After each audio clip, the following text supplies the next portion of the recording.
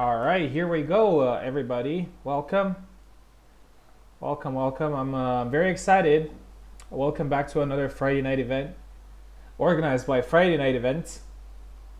I'm so happy to be back with another tournament. I've been playing Mortal Kombat a lot in the past weeks, and I've just checked today, and I have 100 hours in the game in Mortal Kombat. That's crazy. It's a game that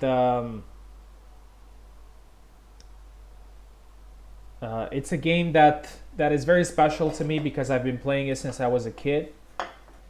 Um, the game is all right now. Like it's not crazy, but it can still be fun. Anyway, we're not here to talk about Mortal Kombat. We're here to talk about Hellish Quart, and I'm back with another event.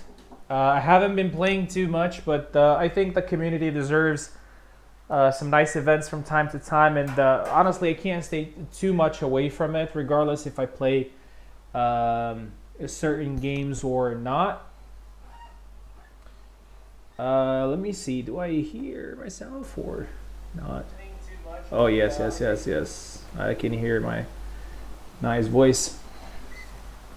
All right, so we're here this evening with a very popular type of tournament, which is the 2v2 tournament. This is the fifth edition. Just a quick shout out to the previous winners of these tournaments. So the first winners were Subutai and Ilksus. The second winners were Eve and Maestro. Third winners were me and Warden. Fourth were me and Kuala. And fifth, we're going to find out today who's going to be the team champion. So this is for a server title, which means that even though you carry or get carried, it doesn't matter. You still get a champion's title because the system itself, unless you lose every single flag, you will have a contribution as a teammate to the win. Because in each match, it doesn't matter that much if you win or lose. What matters is how many flags you score as a team. So, for example, if your teammate scored, defeated his opponent 7-3, and then you score 4 flags in the next fight, even though you lose, you edged the match for your team, which means that you contributed enough in order to win. So that's a system that I like a lot about these 2v2 because, as I said, unless you do zero, like you don't score any flags, you will have a contribution to the overall win. And I've actually done done some statistics, and I noticed that every time there was a 2v2 winner, the number of flags scored was more or less around 50%, which is great because it means people actually contribute in equal amounts. Okay, so we have another 6 teams as we had in the previous edition. It's a group stage plus elimination type of tournament, which means that so there's going to be a group stage, which is basically like a round robin of 3. And then we have the semifinals and the final. The final is going to be a little bit different because in the final, all players will face each other, which means 4 matches in total. But in the semifinals and the group stages, it's going to be basically just player A. Okay, let me use just names. It's easier to understand. So let's say we have Eve and Tao here. So Eve fights Luck, and Subutai fights Tao, and basically the number of flags combined needs to be superior to the other team to win. In the group stage, we're going to play the matches fully, which means that we can have draws. It is possible, and we had before in previous tournaments. But if not, it's going to be a win. Also, the amount of flags that you score is going to matter. I do remember that I think it was last tournament, there was a draw and both teams lost to the other team in the group. So we had to count the amount of flags scored and obviously the amount of flags that were scored against in order to see who goes through. And it was like a 1 flag difference. It was crazy. So yeah, very excited for today. I hope everybody understands how this works. Basically, just score as many flags as possible to win. Every flag matters in the group stage especially, and in the semifinals and in the finals. So that's something, again, with the risk of repeating what I said before. I really like competitions where flags matter, like each flag matters. It's not just a win, it's just the single effort that you put in every single flag. Maybe some of you, and I noticed the concern in Discord, oh my god, I'm gonna lose, or these guys are too good, or I'm a new player, and so on. Okay, even if you, let's say, lose the fight, you can still do your best to get 1 flag, 2 flag, 3 flags, 4 flags, in order to help your teammate to maybe overcome that challenge. So it's a competition for everybody, and I can say that every single 2v2 competition so far has been really dramatic. Like the first 3 competitions ended with 1 flag difference. 1 flag difference. So I expect the same thing this evening. And yeah, so in group 1 we have the backyard Gideons, which is Eve and Tao. They both like to play Gideon. We have the upstart challengers, which is Carlos, pretty experienced with the new player, which is Tivanenk. I hope I pronounced your name right. And then we have the Dogs of War, which is a reference to a Mongolian army, Subutai and Luck. Then we have Group B, which will have the Horsemen. This is a thing that went on for a long time in the server, which is players who pick Isabella, which is going to be me and Maestro. Initially, I was paired with Warden, but he let me know today that he had an emergency, so I got somebody equally as good as him. Then we have Zeronol. Welcome back, Zeronol. I started to get worried at one point. Okay. 1 second here, because I don't want any work to come in to interfere with what we're doing. So welcome back, Zeronol. I was actually quite worried a little bit because we haven't heard from him in a long time. So, you know, things may happen. So we're glad that he's back. Koala, again, is somebody that is, he hasn't been on a big hiatus, but he's back in tournaments. And then we have the new prospects, which are Malte and Siant. So without further ado, let's get right into it. And we're going to start with the first match, which is going to be Carlos versus Luck. So let's put the names here.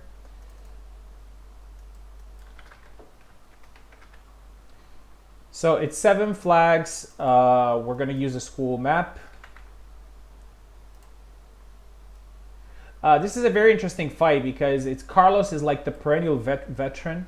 He's always doing great in tournaments, but many times he's coming up short. It's a little bit of a meme, but I would leave jokes aside and say that he's a very solid player. And Luck, again, a very talented young player who's a champion on the server, and he was nothing short of impressive so far. So let's send them a link and let's get ready to rumble. Okay, gonna use competition calls. Again, the same request as always. So excited to organize events again. I realized that I really enjoy doing this. It is tiresome, but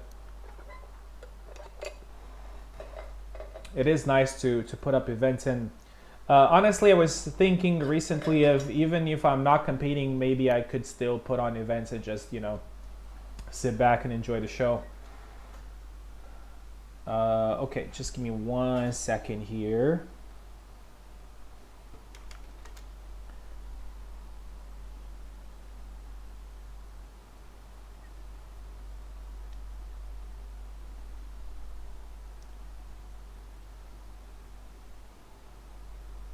Just 1 second.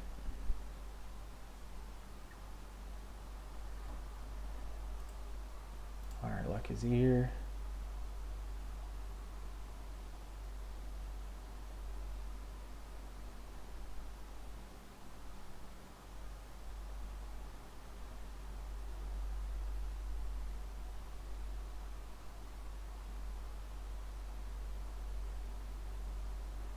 All right, Carlos is here. Just give me 1 second, guys. Just got the small request to do something very quickly.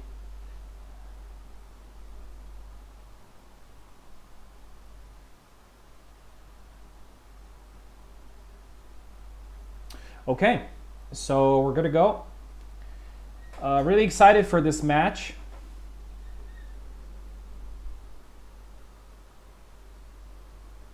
You want to check the boss map for future event. The zooming is really good as well as the size. You mean the flaming one? Yeah, it's actually really good, but for some reason I feel that that map is floaty. Jacek is not banned. Jacek is not banned. No, it's a.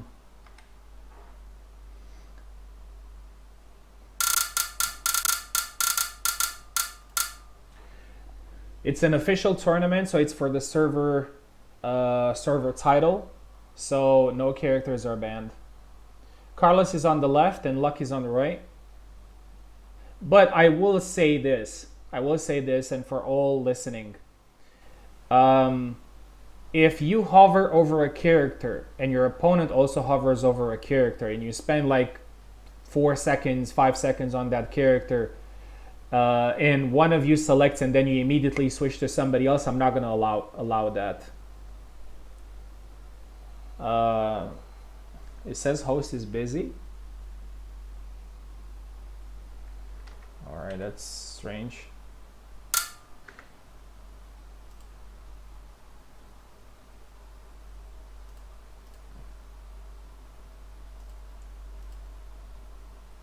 It says 0 MS for both of you. I've had some problems with Parsec recently, but I hope it didn't affect my ability to host. Still says it. Okay, I'm gonna kick you guys and send you another link.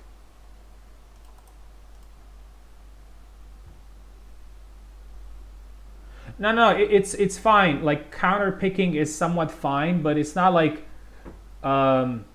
you both spend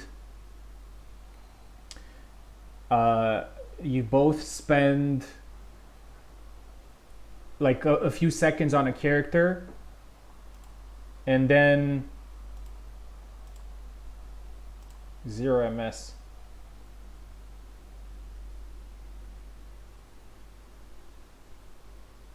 It's just a parsec bug. Oh my god, please don't do a parsec bug today.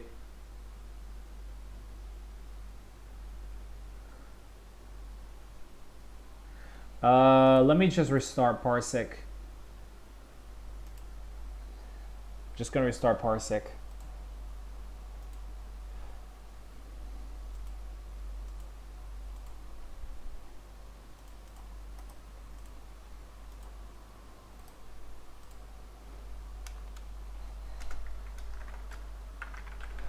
I hope we're not gonna have a problem.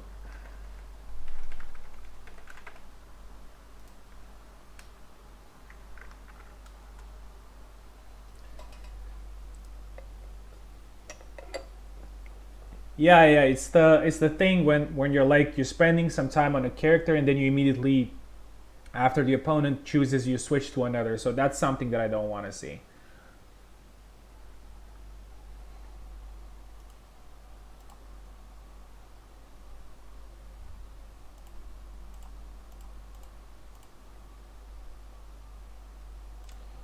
No tournament without technical issues, right?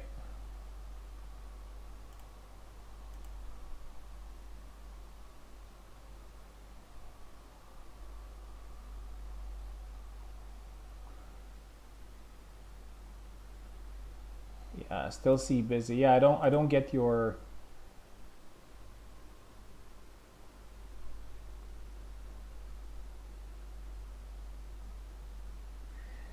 Yeah.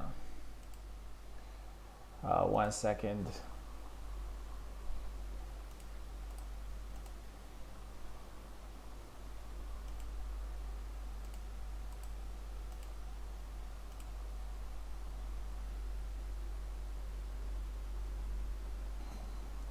I had a problem with Parsec recently. It said something like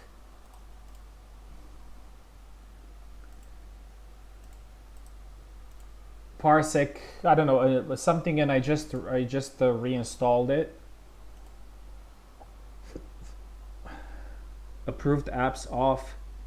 Yeah, that could be yes, because I reinstalled the game.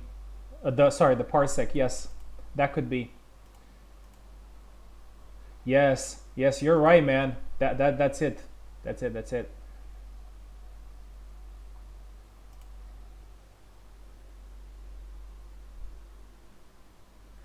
No. It's the approved. I think it's the approved apps.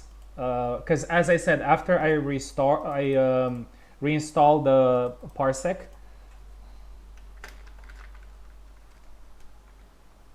After I reinstalled Parsec, I had to do all the settings again. I think it should work now.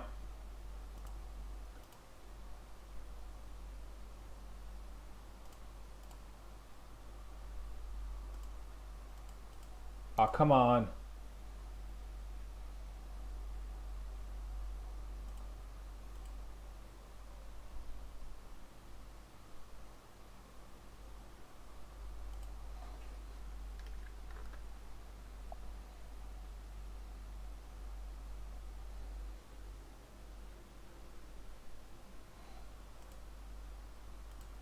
Oh, okay. Okay.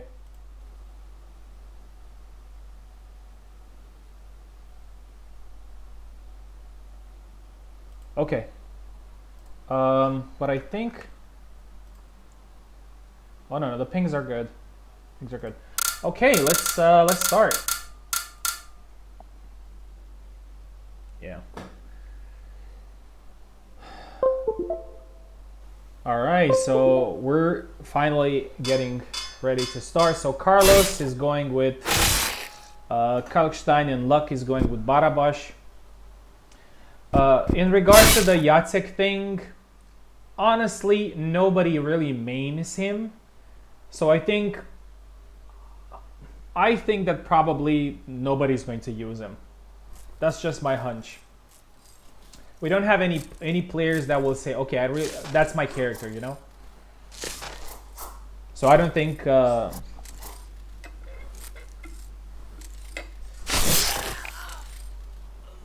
First flag goes to Carlos. A nice stab to the chest. It's not necessarily a rule. It's more of a gentleman's agreement, you know.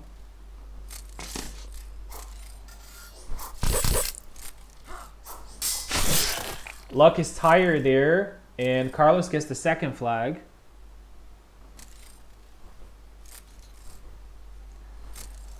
Oh, it says their grand final, but it's not the grand final. 2-1. Nice quick flag there from Luck.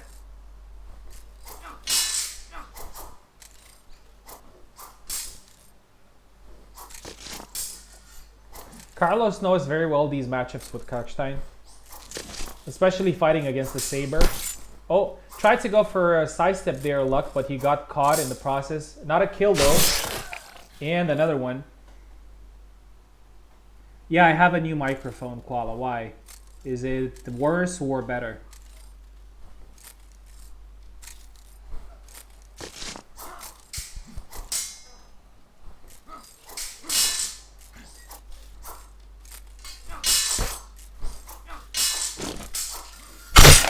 A nice long guard cut there by Luck, 3-2. Even Luck are not on the team. You've missed out on some things there. And the funny part is that they're going to actually meet today, so it's going to be pretty interesting. 3-2.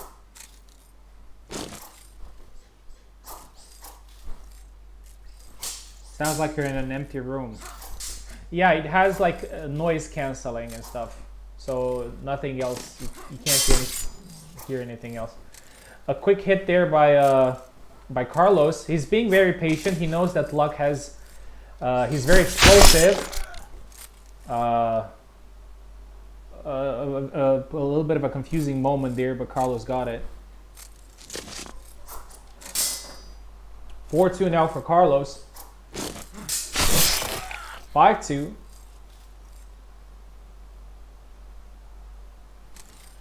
Subutai is going to face Tivaning next, so if Carlos gets a very good win here, might encourage Tivaning to do well against Subutai. And even maybe win the match. Oh, nice thrust there by Luck. Scores the third flag.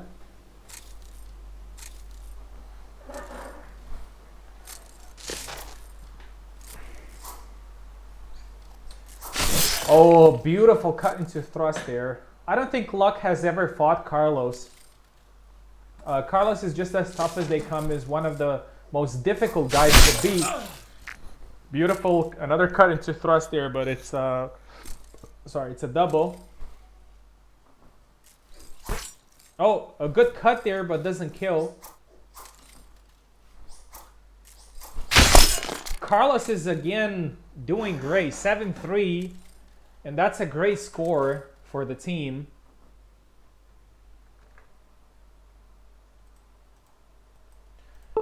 Now Subutai has a pretty, not impossible, but a pretty difficult mission. He needs to beat Tivaning 7-3 or 7-2, actually. 7-2 to win, 7-3 to get at least a draw. So let's change the names here. So this is the group stage, actually.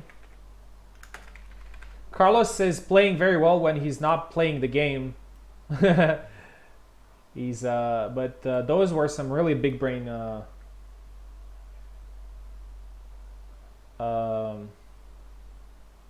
plays.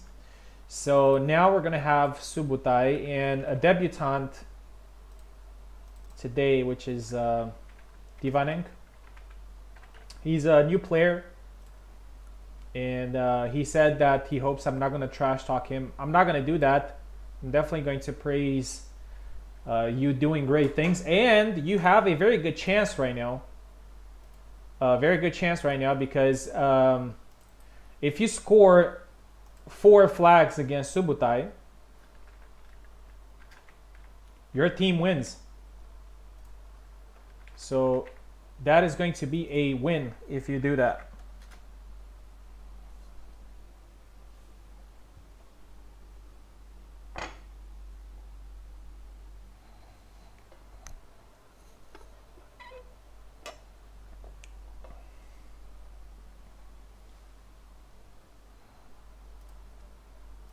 Okay, Subutai is here. Tivaning's here.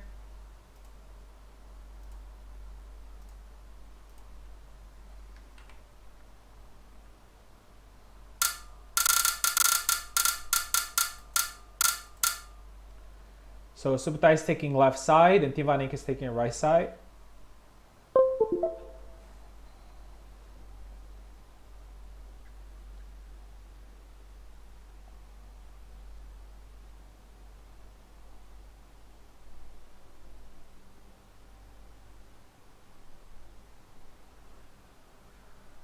Looks like we have some input problems.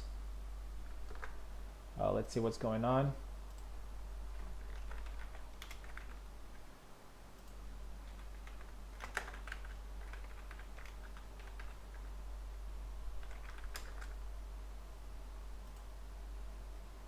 Oh, he needs keyboard. Okay. Sorry. My bad. My bad, brother.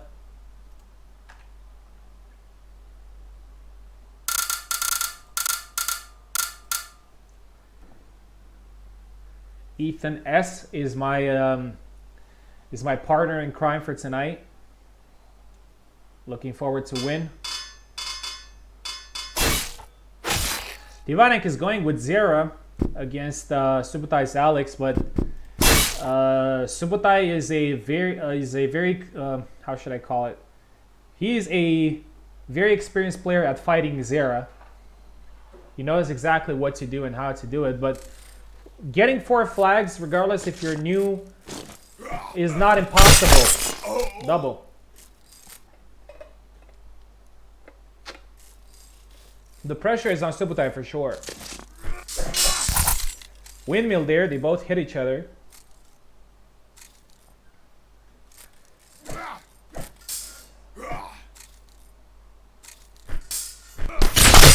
Oh, goes with the holy stance from up close, and it's a double, another double. Oh, beautiful. He went with the sidestep X. It's a move that I haven't seen Subutai use too much, and it's a move that I really like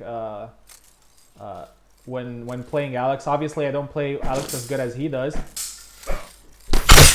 Oh, nice cut from up close from Tivanik. 1-1.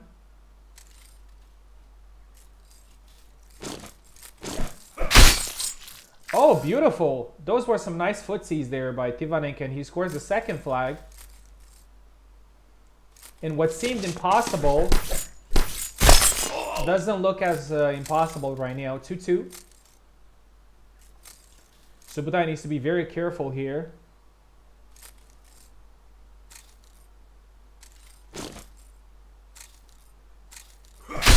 Oh, beautiful thrust there by Tivanik. Perfect timing.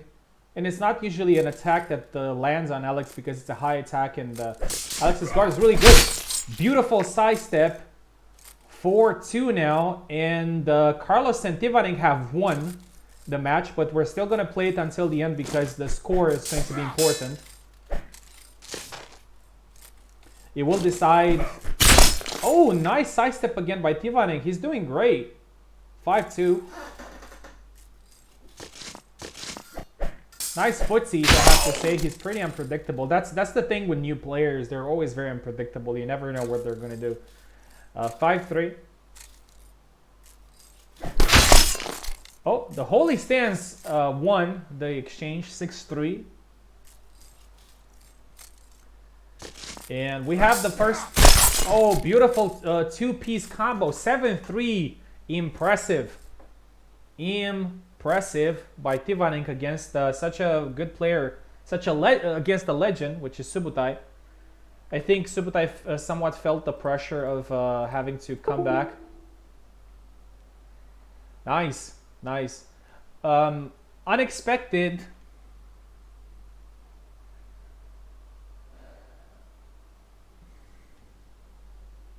I lost input control. Okay. Amazing first win. That's the thing with these 2v2 tournaments. They're always very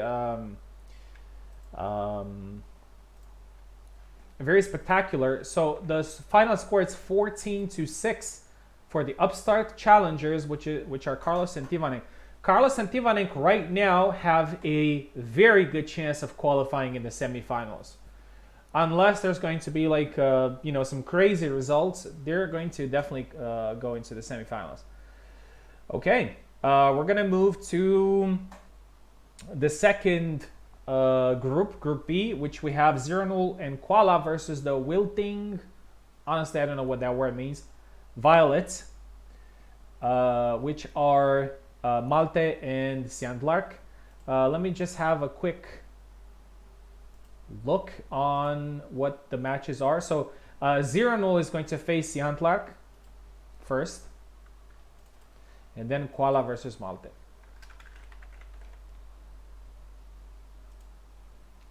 Wilting is like that. Okay, Dying Plan. Okay, nice. I learned something new today.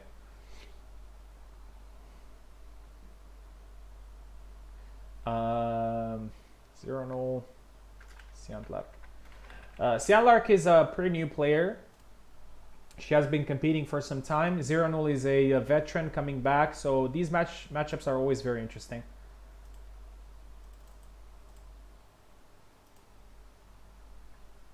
I hope you guys are enjoying the tourney so far. Here we go.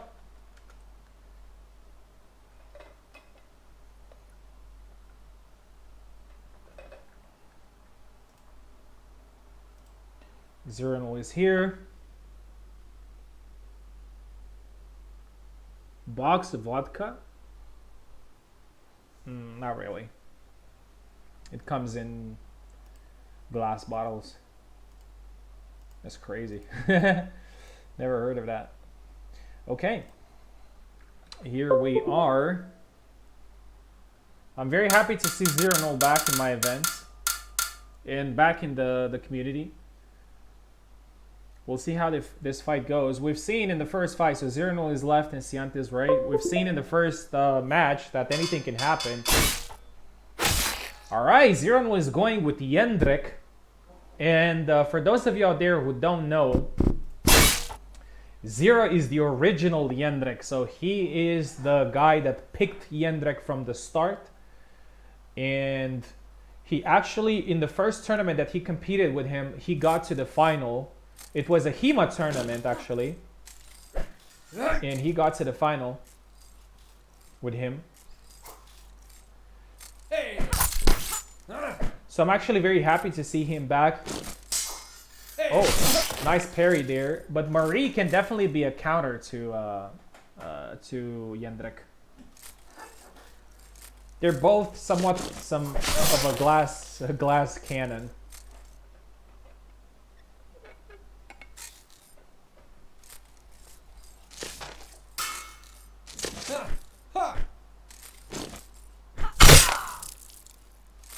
Nice quick flag there by Zero.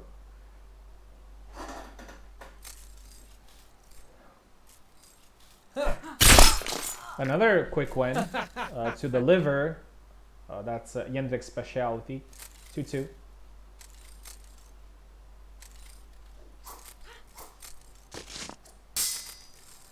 I like very much the I like Jendrik's. Oh, he's tired there. And Siant scores the flag eventually. I like the active. I think all characters should have that. Like they have it to have an animation when they actually block an attack. Because right now they just stand there and like do nothing, like nothing happened. And I think it would make the game a little bit more dynamic and not so punishing for offense. Another liver attacked there by 0, 3-3.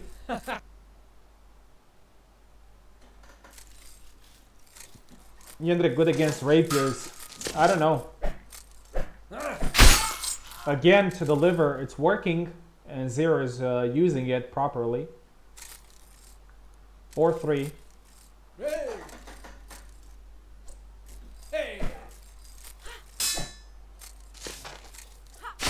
Oh, beautiful. Beautiful thrust there by Siant. 4-4. Siant has come a long way. She definitely has some very good fundamentals right now, and she's doing very nice with very well with Marie. Nice triangle there. 5-4.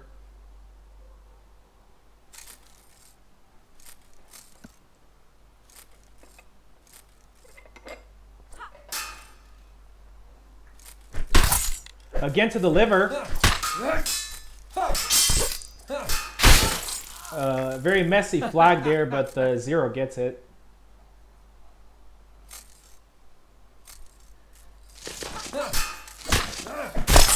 The stun thing into X, into a cut. And 0 is for the first time in advantage. 6-5. Siant has done great so far. I'm sure she doesn't know 0 very well, but 0 is one of the most one of the best players in Hellish Quart history. 7-5, and 0 comes back with a nice win.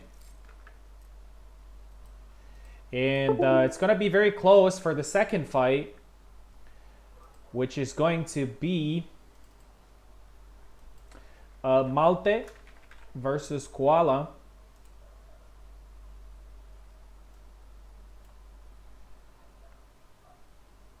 Found a pic of it.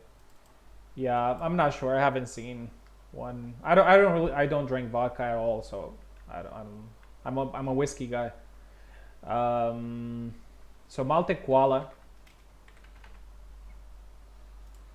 Koala is one of, I don't know if he's one of the best. I mean, he is one of the best players, but when it comes to actually defeating him, is one of the hardest guys to beat. One of the hardest guys to beat. And I haven't seen him in a while, so I'm really excited to see him fight. Malte has a mission right now. He needs to win this fight. And he needs to win it with 7-4.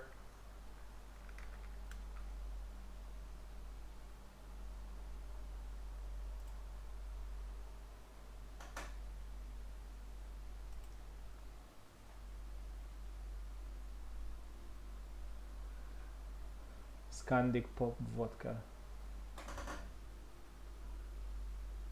I can't see the writing very well, but I'm gonna have a look at it to see if it's in Romanian.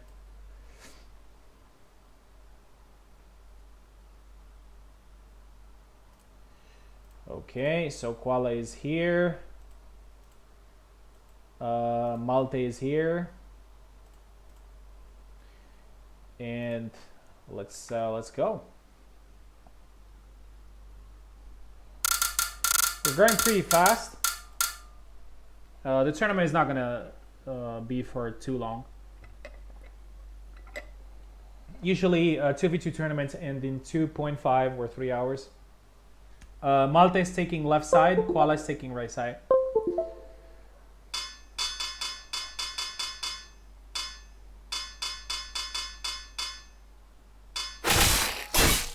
Koala is going with Samuel, and I'm actually pretty happy that he does that, because I honestly believe that Samuel is probably Koala's best character.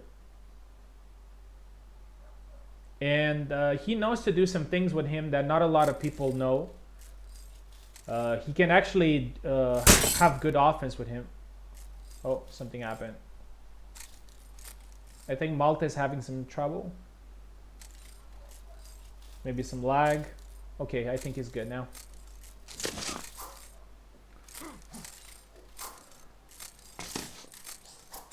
Koala with the feint. An offensive Samuel is a very scary Samuel. Oh, beautiful start there by Malte. Another couch time player.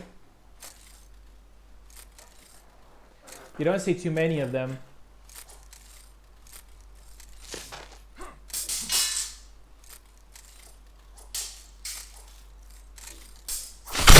Oh, nice thrust there, but it's a double.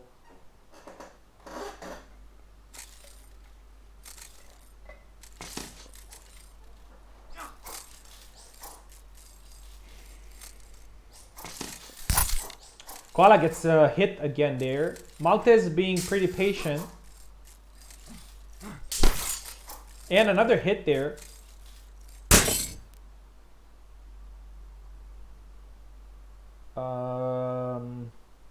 Okay, I'm gonna pause.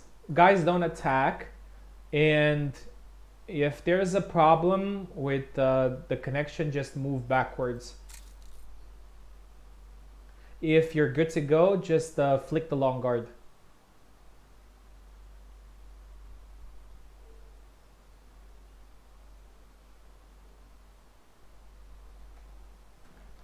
Something's going on. They both have great ping. Oh no, Koala I think is having some problem. Getting spikes. Oh, okay.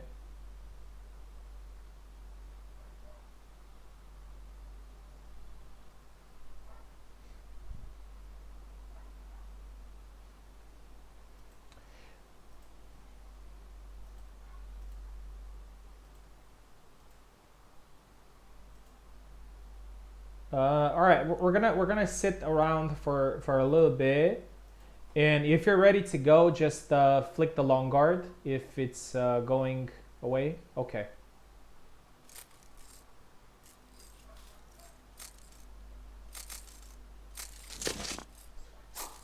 All right, I think it's good now.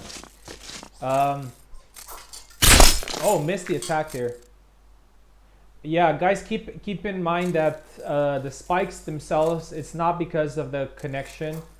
I have 800 megabytes upload, but since we have, you know, there's the stream thing and everything going around, it definitely can affect the performance. So I'm sorry for that.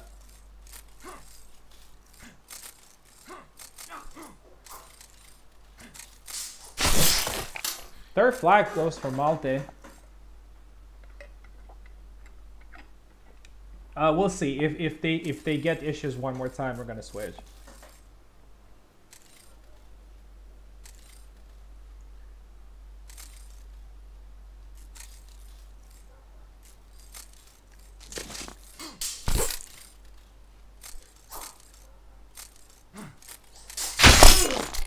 Quick flag there, scored by Koala. 3-1.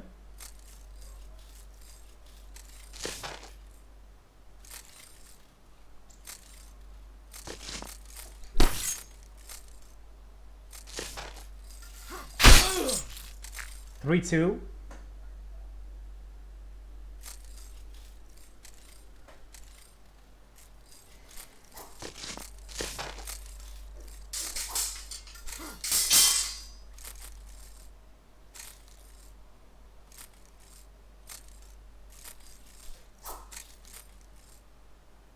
Yeah, I think Koala has some issues. It's not stable. Okay. All right, so it's 3-2 so far, which is a reasonable score. Let me send you a Steam link, Koala, and let me know if it works better. Tao told me recently that you have issues with Parsec recently, so no. Let me send you a Steam link.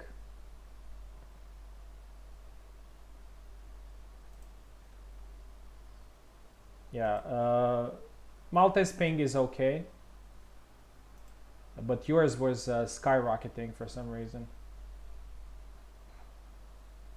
Issue with Parsec too.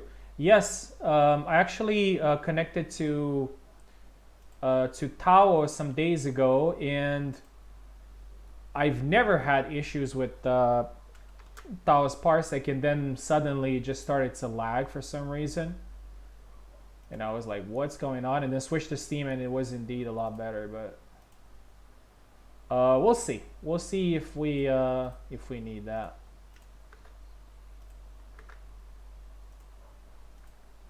So I prefer Steam also. Okay. No worries. We can do that. It's pretty crazy, but...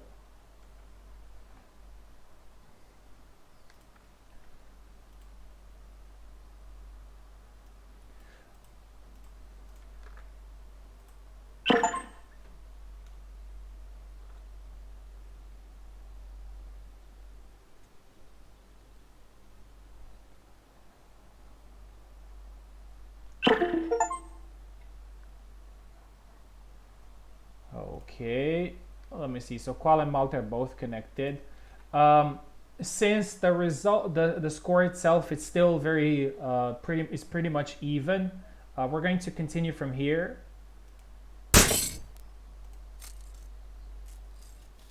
So I hope it's better now. No.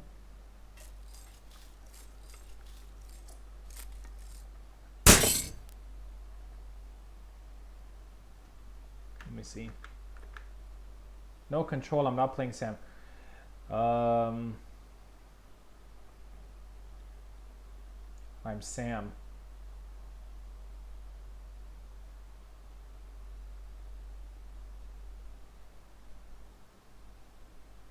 Okay. Okay.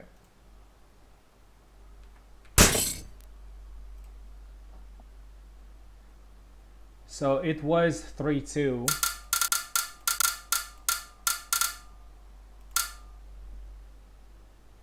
So Malta is left, Koala is right.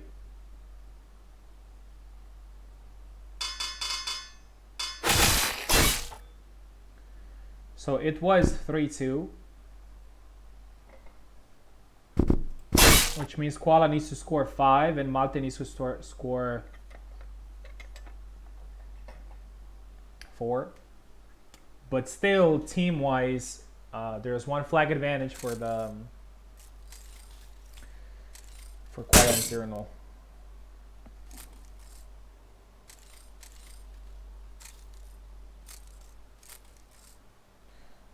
Looks like Malta doesn't have control.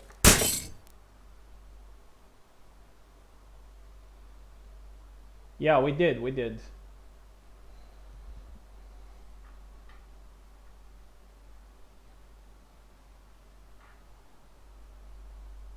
It's even worse for me now.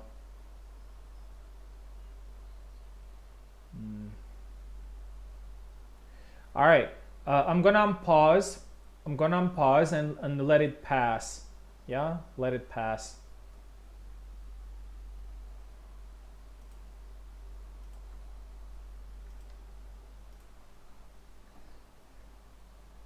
As soon as you're ready, just spam long guard, Malte. Don't pause the game because nobody's attacking.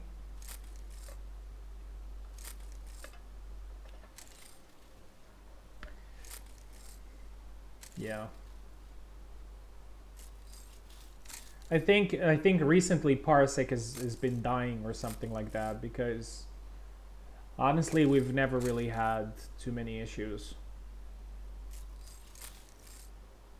And also for me, it was pretty surprising when I joined Tao for a spar and Parsec was acting up, and then I switched to Steam and it was a lot better.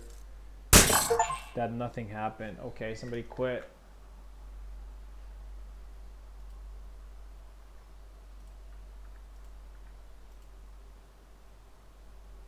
Have to go Parsec.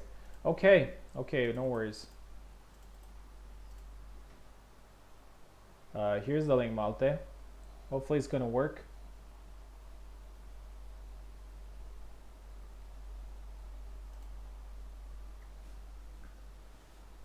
Here you go.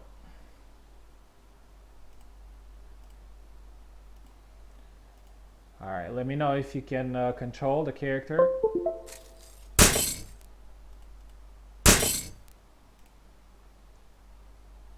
God, I hate that pause sound.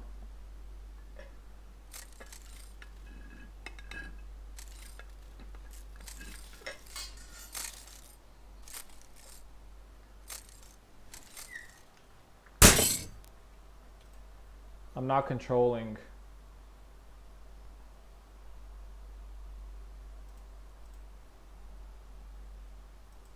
Oh my God. All right, here's what we're gonna do. I'm just gonna restart the game and we can start fresh, yeah, with the game, because obviously there's some issues right now, and yeah.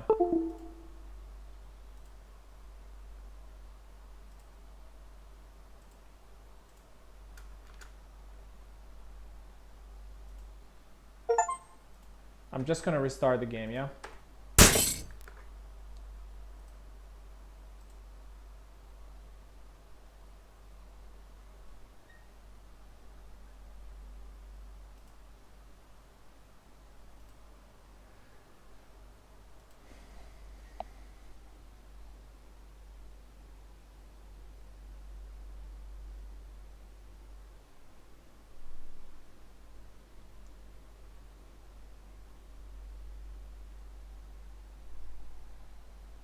Yeah, it would be terrible.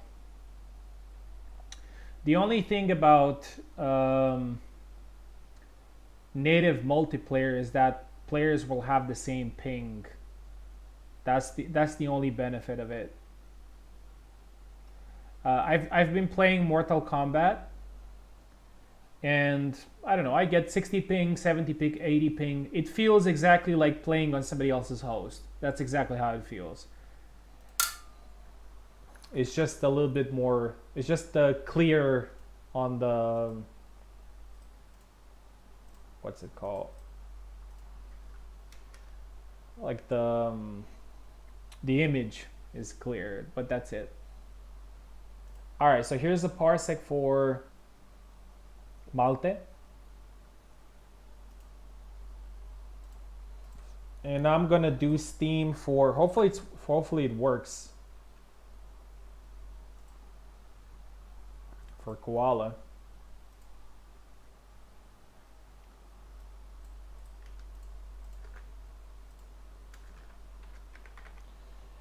Things were going too well, man.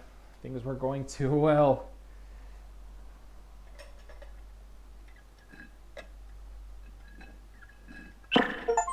Yeah, that's true. That is true. Koala's here. Malte's here. So let's see if they can select characters. Hopefully they can't. So Malte takes the left side and Koala takes the right side.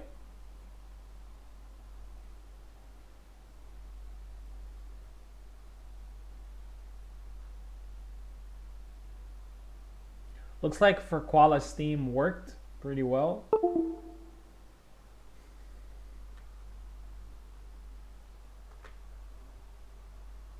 But for, oh, okay.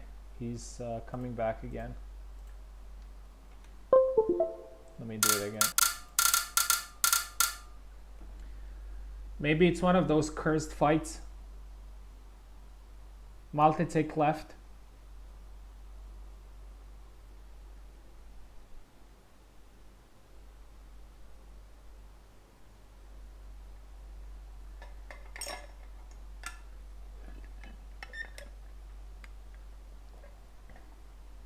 I mean, both Luck and Subotai played, and Tivanink also played earlier on Parsec, so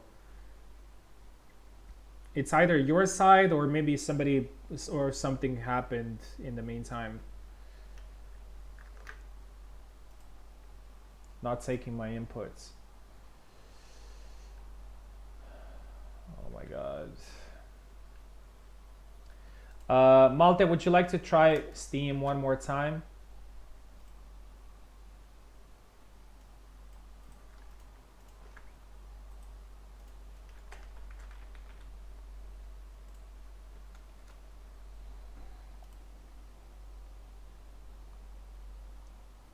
Let's try one more time with Steam with the Malte. If not, we're going Parsec and hope for the best.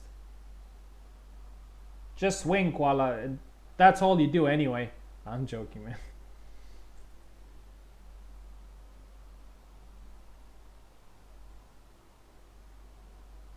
Just swing, baby.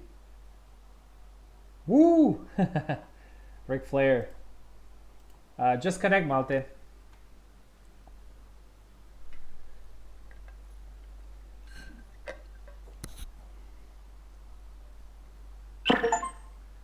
Actually, no. Actually, Koala has had many problems with Parsec so far.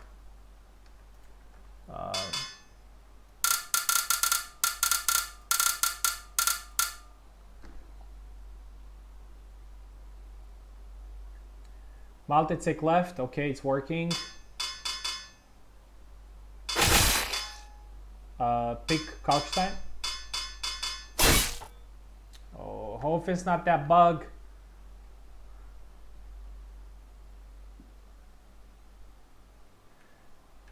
Yeah, there's some sort of bug where you just can't select your character properly.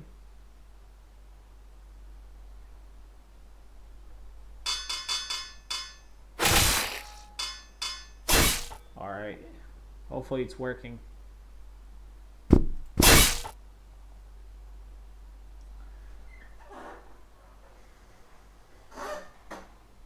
Alright, so yeah.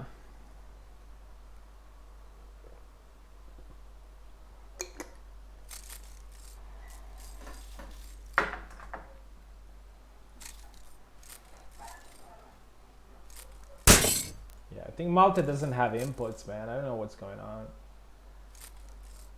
Oh, okay, it's working. I think.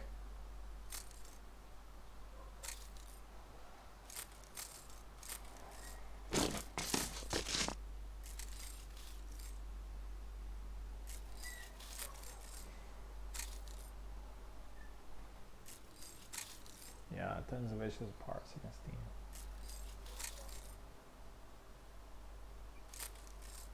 Yeah, looks like Malte doesn't have control. Unplayable frame rate. Okay, I'm gonna do another restart. And we're gonna do Parsec, and Koala's going Rambo.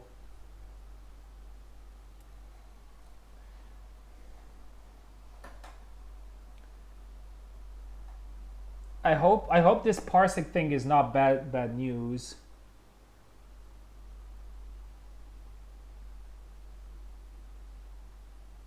Save you having to look into place it at once. Yeah, jump in, man. Jump in.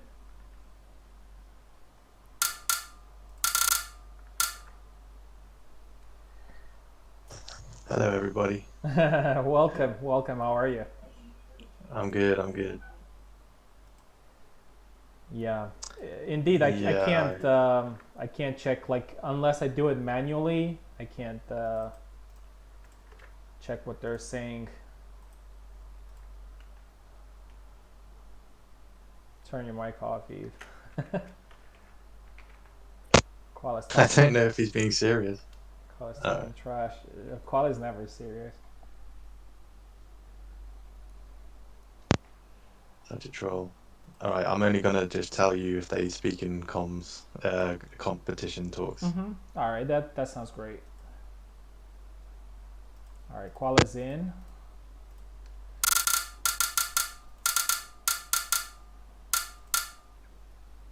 Yeah, that's definitely one thing that I can't really pay attention to. All right, looks like Koala is determined to do something, even though he may have a bad connection. But we'll see if it does.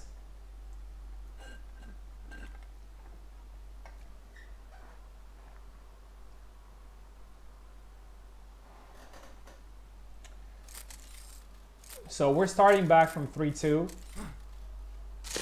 All right, looks like Koala is doing fine now, I think. Maybe. Okay, Malta scores the flag. 4-2 right now. Koala's being very aggressive. 4-3.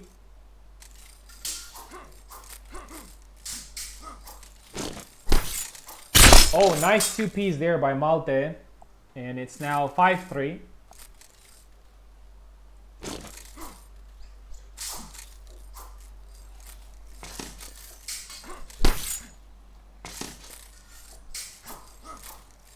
It's a draw right now between the teams, evenly matched. I think Koala has a good connection right now because I don't see any problems. But all right, it's 6-2-3, 6-4 now.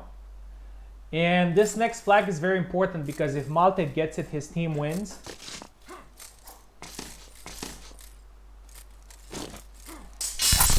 Oh, nice thrust there. They both hit each other. Koala's going kamikaze there.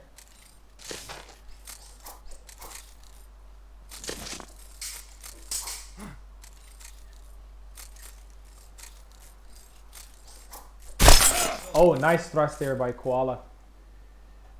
It's now, oh my god, what's the score? 6-5.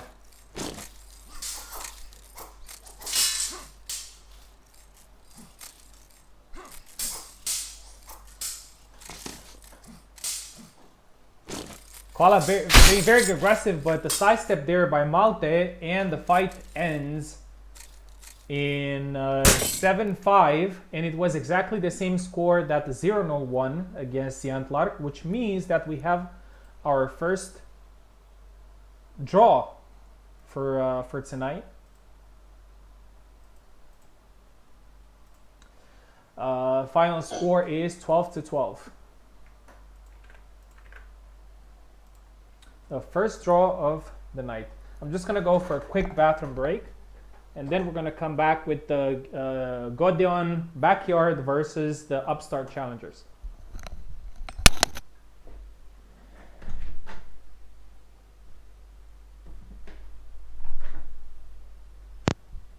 Well. Just you and me.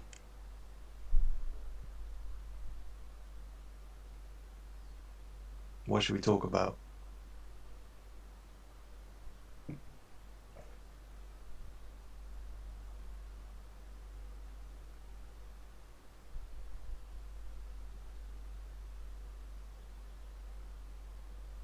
What's your favorite ice cream? Hey, fuck you, Koala.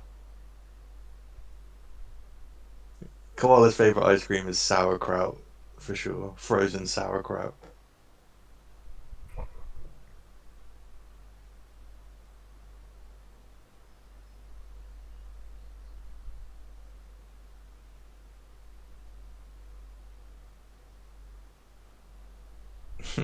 Olive oil ice cream. Fucking hell. You can't be serious, right?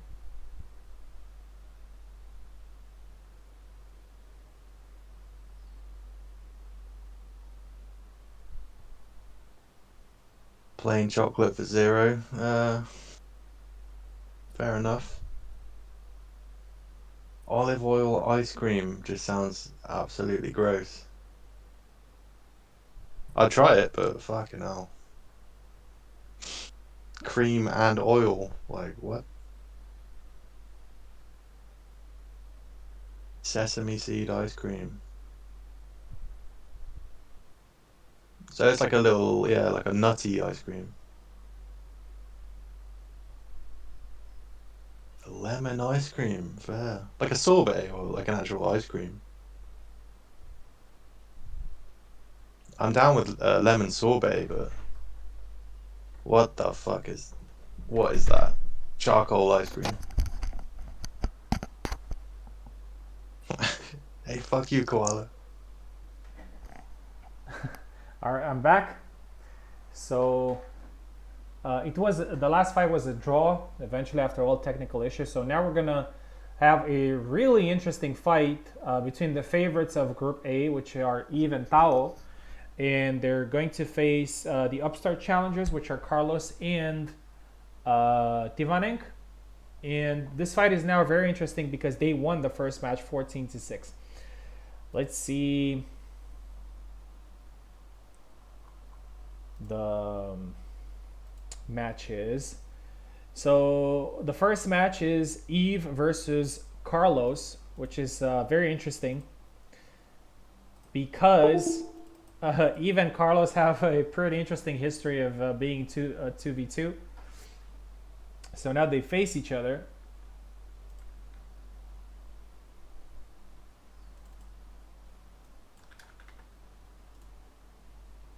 So Eve is going to be left and Carlos is going to be right.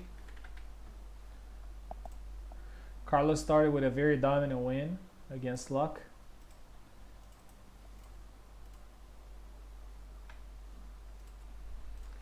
So Eve,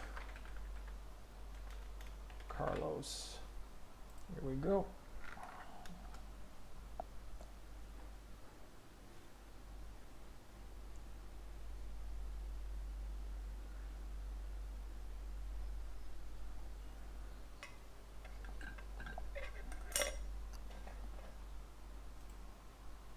Carlos is here. Eve is here. Let's go.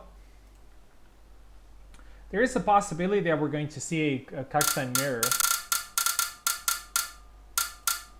We'll see if Eve is going to use Gideon as their team is about Gideon, but we'll see.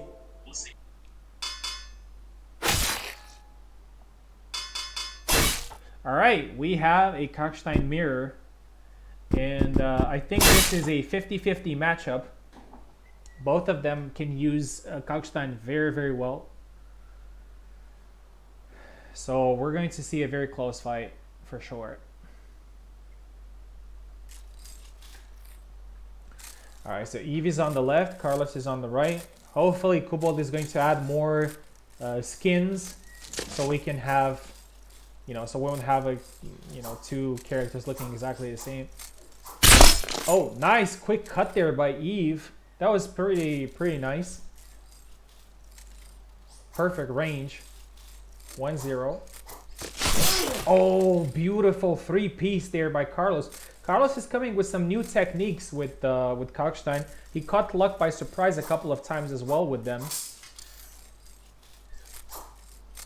He's doing some 2-piece, 3-piece combos that catches people off guard.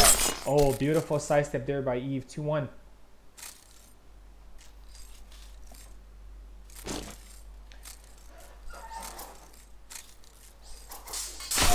Oh, nice thrust there by Carlos. 2-2.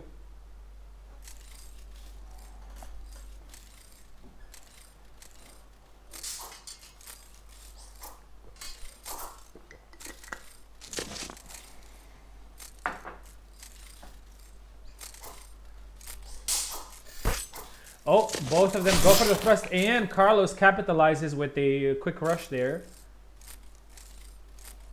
3-2.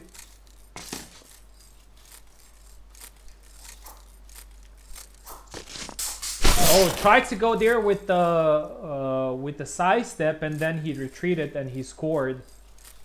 4-2. Carlos is gaining a little bit of an advantage.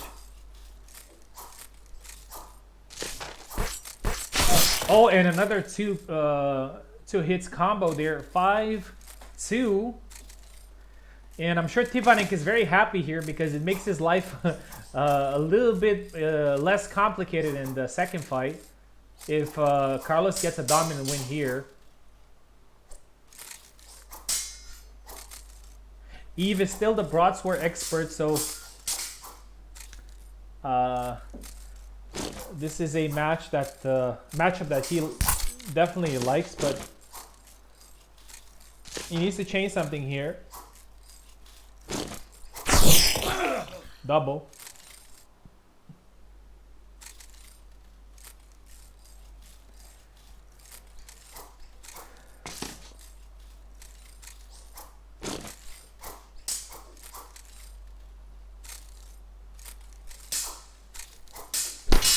Oh. Oh, and another good thrust there by Carlos. 6-2 now.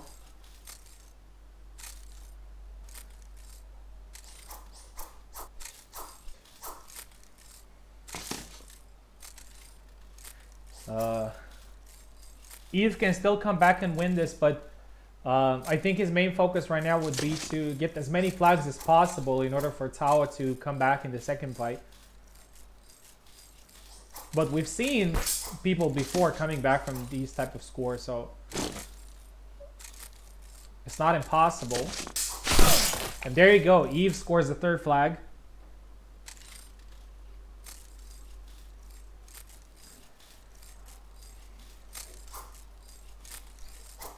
You never know, man. Each fight is different. And a very good counter thrust there by Carlos. 7-3. A very good win there by Carlos against Eve. I don't think too many people on this planet can say that they can beat Eve 7-3. But Carlos did it. And Tivaning has again the same situation. A 7-3 fight. And he needs 4 flags for his team to win. That would be crazy. But he has a very competent fighter in front of him, Tao, which is probably one of the best fighters right now. Very active. Both Eve and Tao are very active right now. In my opinion, they're actually, even though Eve lost this fight, I think they are the favorites of this tournament because they have been pretty active recently compared to some of the other people competing. So Tivanek is going to be left and Tao is going to be right.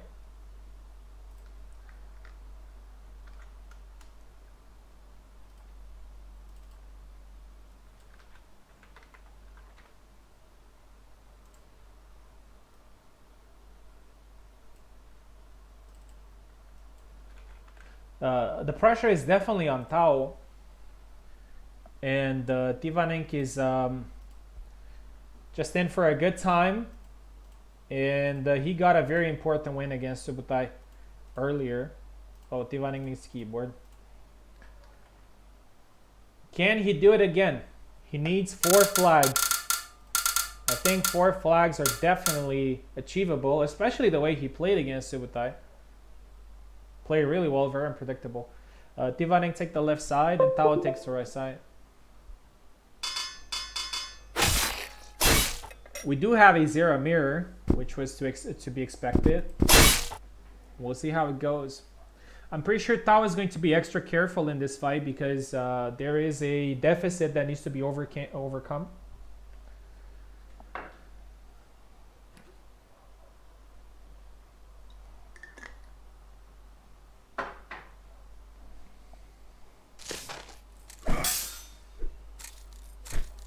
Couple of attacks there from Tivanek from a safe distance. Thrust by Tao, doing a couple of retreating attacks. Nice thrust there by Tivanek, pretty unexpected. Tao's bread and butter is to bait you in and doing... Ooh, that's a samurai move there from Tivanek, perfectly timed. This guy is pretty interesting. Goes for the holy stance there. Gets hit in return, but doesn't... He is very unpredictable. Goes with the thrust again, and Tao has none of it, and scores the counter 2-1.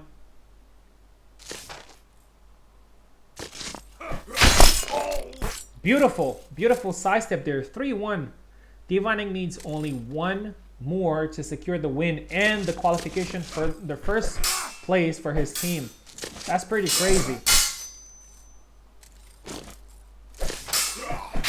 Oh, that was beautiful, man. That was beautiful. 4-1. So they won the fight, but they're still gonna play to see the point difference. I'm not sleeping on it, but this man is crazy, man. He's doing such unexpected things. 5-1.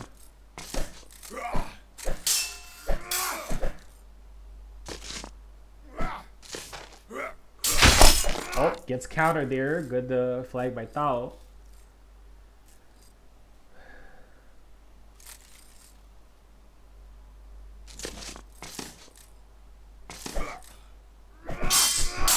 Oh, cut into thrust. Oh, and Tao gets the third flag in there as well.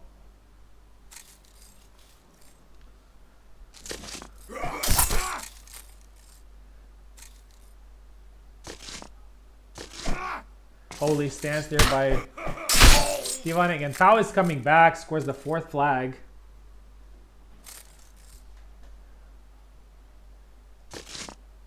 This is mostly for tie breaks things. Oh, beautiful windmill, 6-4. And Tivanek was telling me today. Okay, I'm not gonna speak too soon.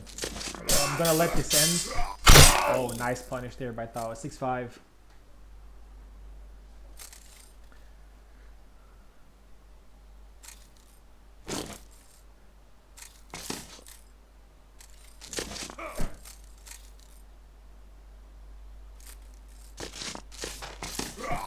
Tao is being patient, looking for counters.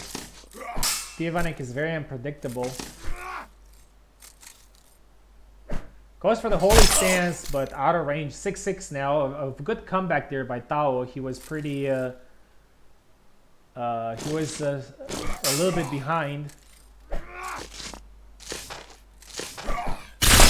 Double.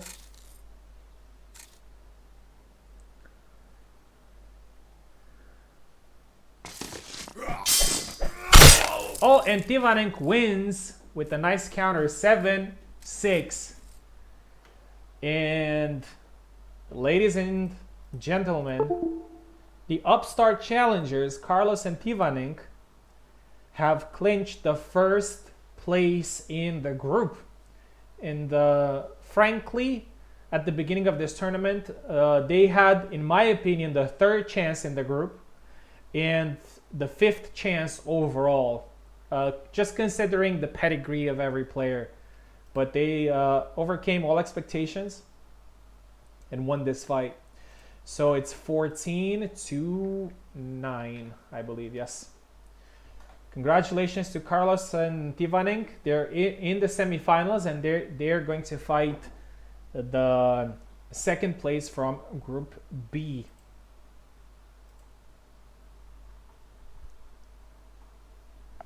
You're next on the list. Tivanek was telling me earlier like if I hate him giving him Subutai and Tao, and he ended up defeating both. That's crazy. We got a prospect right there. Okay, let's see next fight. I believe I'm next. Yes, I'm gonna fight Zero. But before we do that, I need to get some water because I'm again dehydrated from all this speaking.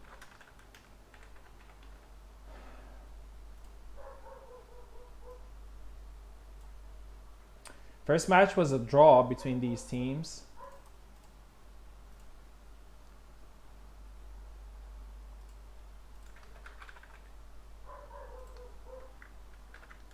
Here we go.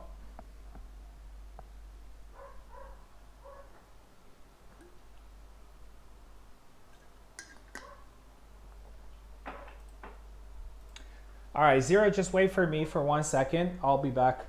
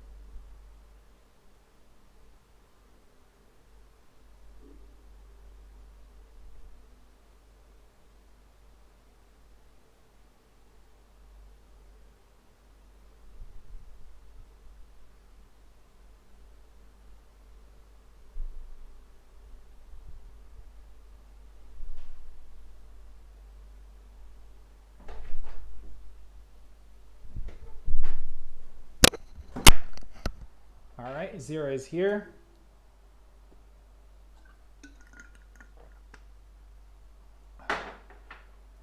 So I haven't played competitively in some time, so I am a little bit nervous.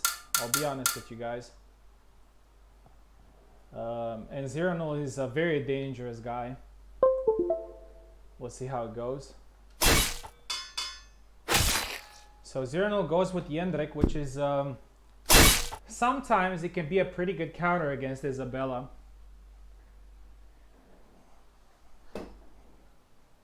I wouldn't say she's stronger than her, but it's a pretty good counter sometimes.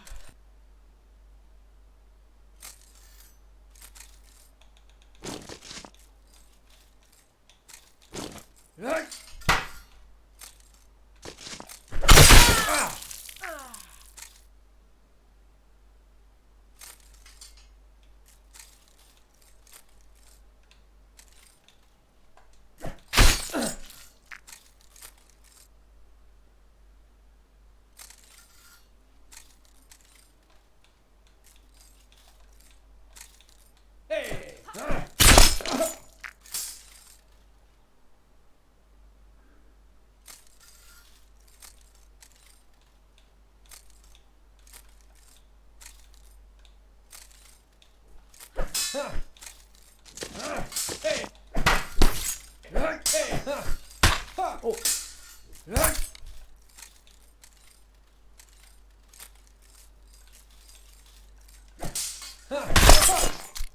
He really he caught my blade there.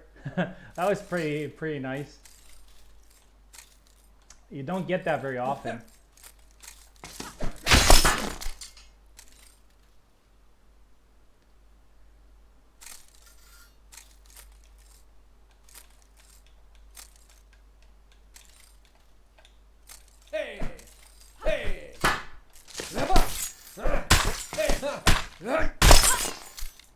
Imos.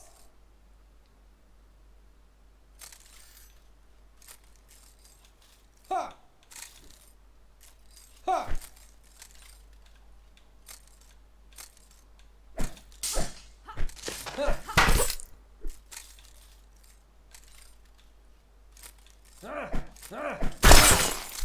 All right, good fight. 7-3. That was a lot harder than it looked. Most of these flags were pretty disputed.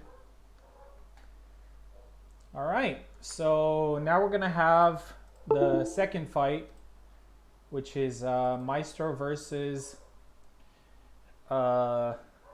who's Koala. Koala is actually on the left.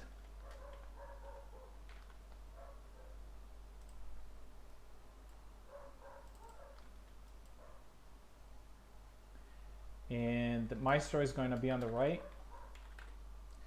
This is a pretty friendly rivalry between the two. They really like to tease each other a lot. Koala is Koala is one of my close friends. So is Maestro. But I'm going to root for Maestro now because he's my teammate.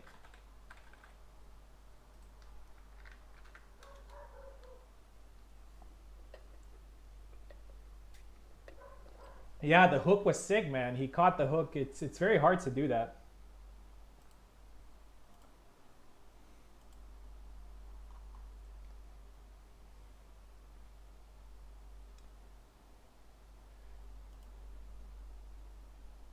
We can try Steam. I guess.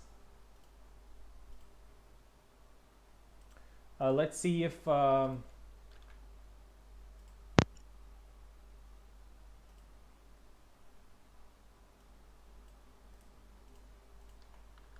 let's see if it works with Parsec.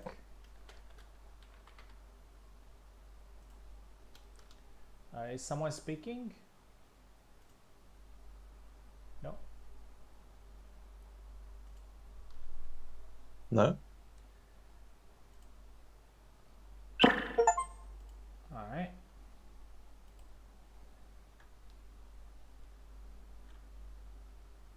So let's see if it works. Sometimes Parsec and Steam do not work together.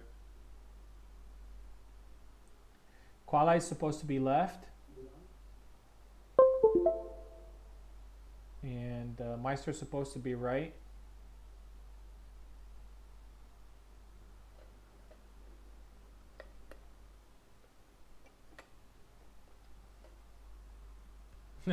No one wants to be that guy. Yeah, I guess. As I said earlier, like nobody actually mains him, so nobody has that thing where they can say, "Look, I main Yatsik." So, okay, no control. I can switch to Steam. All right, we can do that.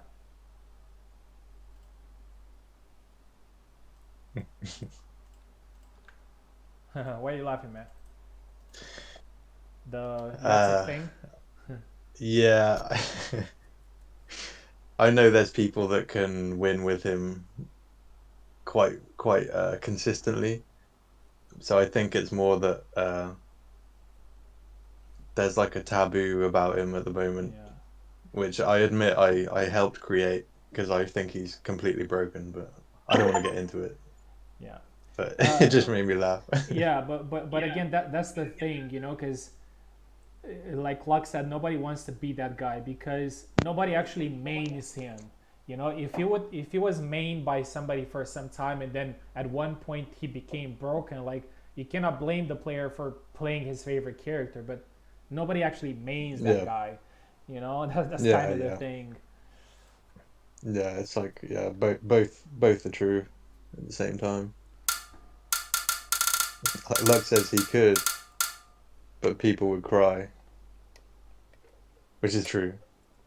Yeah, I guess nobody wants to be like that. Yeah. I mean, they should just, if you want to pick Yazek, just pick Yazek. Like, if he's in the rules, he's in the rules, you know? He's fair game. Yeah. It's a different story. It's a different story for like the characters that were most in people's attention were obviously the longswords, right? Isabella and Zara, but we have so many people who main them like from the beginning that you can't tell them like don't play your character. You know? Yeah, sure. They're like invested in them. Yeah. Whereas no one really is with Yazek. Yeah, absolutely. I see your point. Maestro switching back to white shirt Isabella. Good to have the horseman back. Koala's going Martha, and he's going for a good reason because he's actually a very good Martha player, very tricky. I would say that Koala has probably nice flag there from Maestro. Koala has probably had the most important performances with Martha so far in a standard tournament. So we're not talking about like rapier or thrusty or something like that. Koala got a second place in one of Subutai's round robins, and he nearly won the tournament with her. That's pretty impressive if you ask me. That's a nice retreat thrust there to the head, 1-1. And I've been sparring Koala, his rapiers, and he's very, very good at rapier. Like, he plays rapier exactly how you're supposed to play them.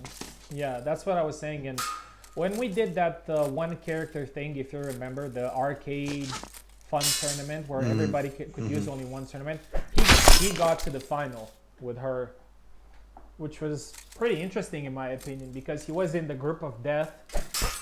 I think he was with you, with Tao, with Subutai. So yeah, that was pretty crazy. 2-1 now from Maestro. Maestro's being very careful. Goes with a nice thrust under the arm there. Who's the strongest Martha in the server? I would say the guy right here. I would say Koala is probably the strongest Martha. There are a lot of candidates. I would say so too. Mainly just because of those spars I've had with him recently. Like, he seems to have just... He had a break and then he came back and he just seems to intuitively know what to do with the rapiers, like, more than anyone else. And he actually has, most of the time, he has like this one right here. He has a good strategy, like he knows exactly what he wants to do against each character. 4-2 now for Maestro. The fight is won at this point for our team, but it's still going on for the number of flags. And here's why, because Koala and Zero have drawn against Malte and Siantlark, so if they score more flags against us than the other team scores, then they're going to qualify from the second place. So Koala is actually fighting here for that.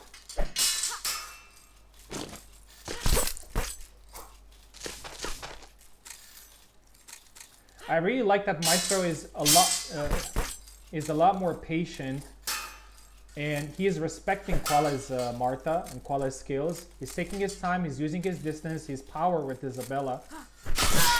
Oh, got thrusted there. Yeah, it's a really tricky game to play against Koala's rapiers because you have to get close, like you have to. But he's so good at stopping you from getting close. That's exactly what happened right now. And I do remember when I was in the final with Koala then, I was kind of taking my time. There you go, another quick cut there by Koala. I was kind of taking my time, And Subotai was saying like, don't think too much about it. Like just go into it and just use your power, you know. And that's not bad advice, because that's what you should do against Martha. And that's a good example right there. But Koala's Martha is a little bit different. Like he knows exactly when to stop you. So I was just taking my time in that fight and just won it by, you know, being patient. 5-5 now.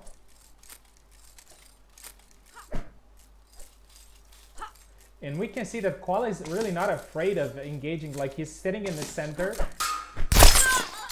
Oh, double.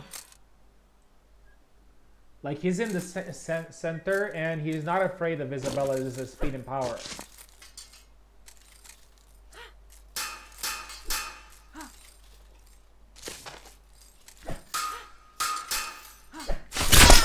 Nice rest there by Maestro. 5-5. But I have to say that as a teammate, I'm also very satisfied with how Maestro has played this so far, because he's playing it exactly as he should play it.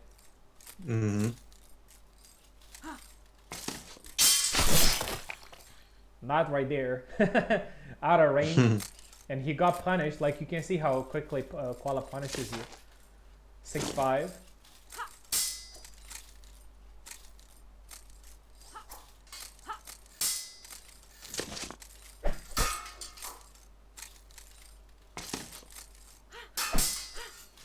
I think I know what it is about Koala that's so difficult. Is he's really, really hard to surprise.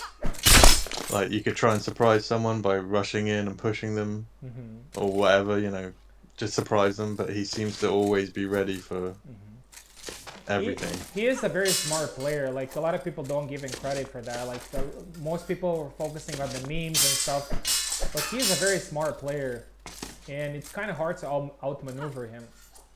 6-6 yeah, now. his range management is, I mean, it's perfect. Like it's as good as anyone's, you know. Absolutely. But Maestro is doing really well right now. Yeah. So the fact that it's 6-6 right now is just a credit to both of them for being very skilled. Again, a little bit out of range. Oh, and a two-piece combo there from Maestro, and he wins the fight. But that was a very good effort from Koala, because he got a lot of flags that can be very important for the qualification. 9 flags overall for Zero Null and Koala, and we win 14-9. Congratulations to Maestro. And it will all come down in the last fight. If we win, then the points will matter.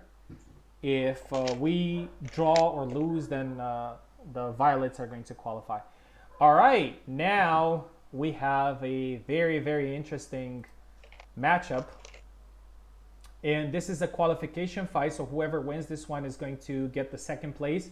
Who's going to lose this one is going to be eliminated. And we have a little bit of a grudge match in here. It's me and Luck. You're in luck indeed. There is no grudge. Like I don't know what this. This is some UFC narrative spin going on right here. Yeah, just a little bit of drama, right, to make things interesting. Okay, I'm just gonna restart the game, because after using Steam, there's always a problem with inputs.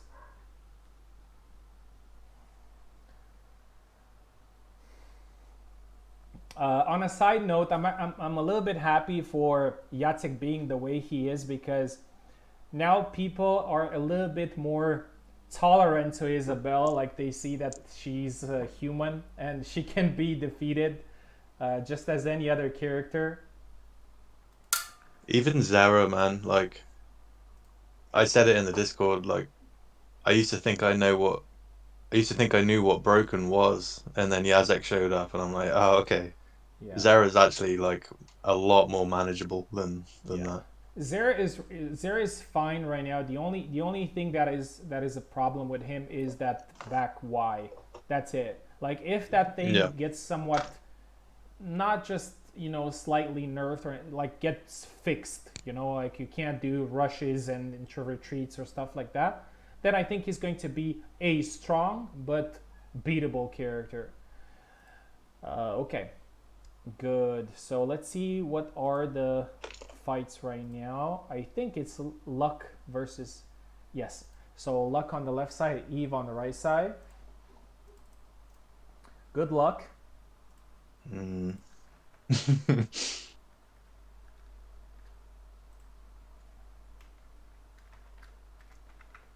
Are we steaming or parsec? No, we're doing Parsec. Yeah, sweet. I think that was just a one-time thing between Koala and Malta there. Should happen sometimes. Cool.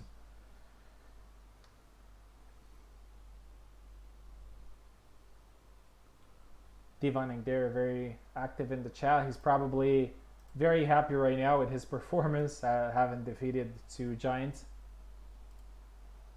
All right, Eve is here.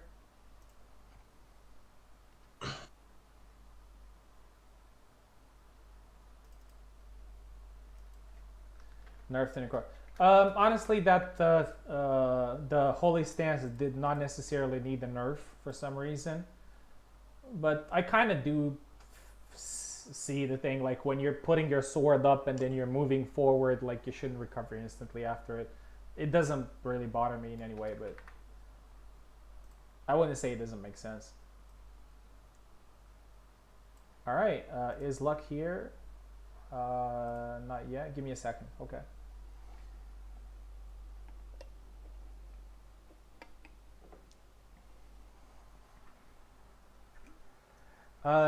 Yeah, and we can see how much the teammate's performance can affect someone. Like if the teammate has already won 7-3 or 7-4 or even 7-2, you definitely have a lot more confidence going into the second fight. So it's a pretty psychological game that happens.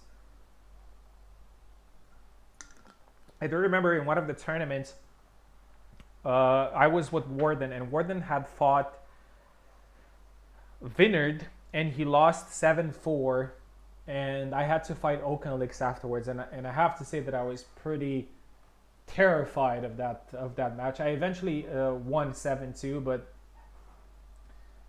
there was so much pressure on my shoulders then. Okay, Luck is here, Eve is here. The grudge match. Sorry, who's on the left? He's on the left. He's on the left. You're on the right. Okay.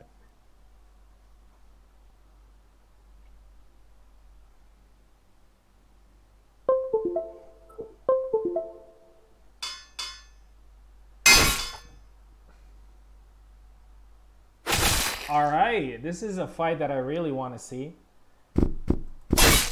Jan versus Barabash.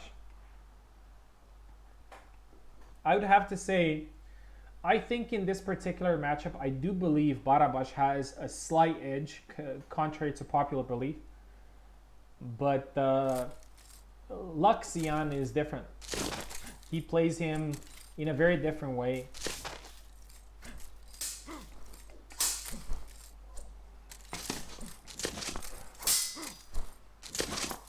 Goes with the corkscrew there. Luck is throwing that corkscrew at very odd times, and often he catches his opponents with it. Oh, beautiful cut. First flag goes to Luck.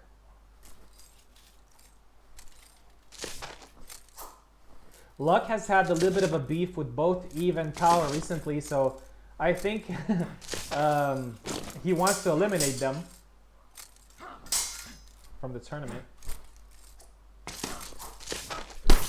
Oh, nice low attack there. Eve is hurt, but I think he also got one hit in return. He goes for the low attack. Eve doesn't usually go for those low attacks.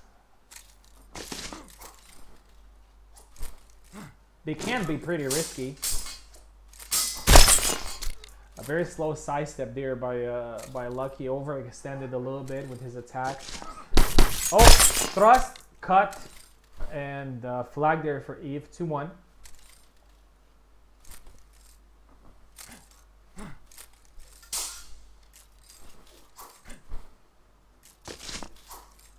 Luck is doing the long guard check.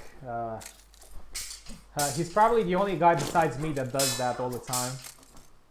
That has that. It's just like a, you know, like a nervous thing. It just helps me being, you know, being controlled. Luck is being a little bit more patient, which is something that I like. Goes for the body thrust. Eve is careful. Nice exchanges. Eve goes with the upcut. It's 3-1 right now.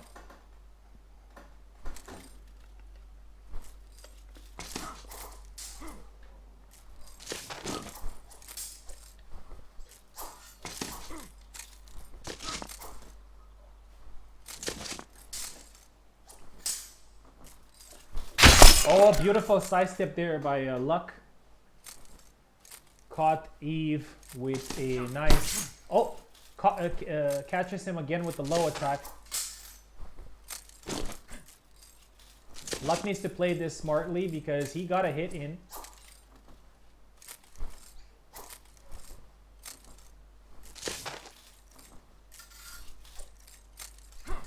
Oh, thrust there, cut by Eve, but Eve is, Luck is careful, goes with a nice body thrust, 3-3.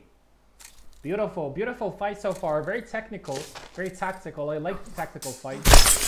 And he catches him with the retreat attack.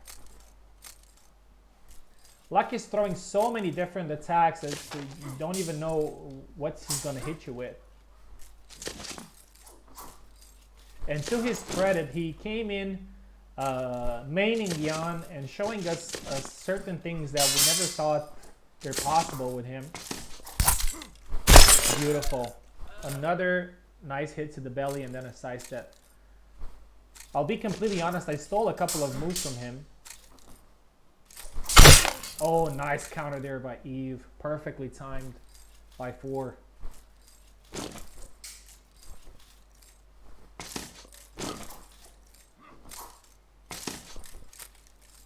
They know each other really well. They partner for the dojo thing.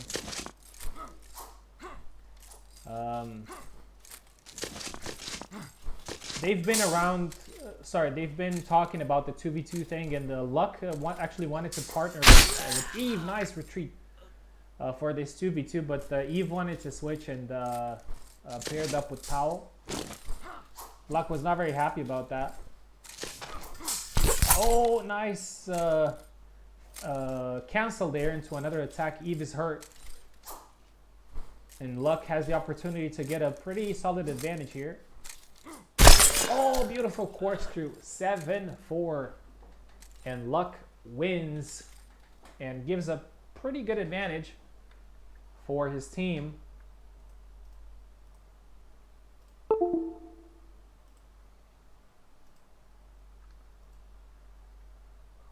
Okay, now very important to know. If Subutai scores at least 5 flags, then their team wins and they qualify. If he scores 4 and it ends in a draw, then Eve and Tao qualify. So the only thing that you need to know is that Subutai needs to score 5 flags in the fight for his team to qualify. If he scores fewer than that, then the other team qualifies.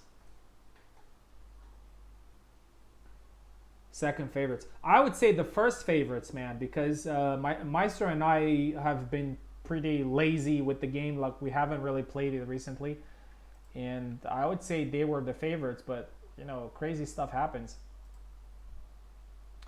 Okay, decisive fight in the group. Tao takes left.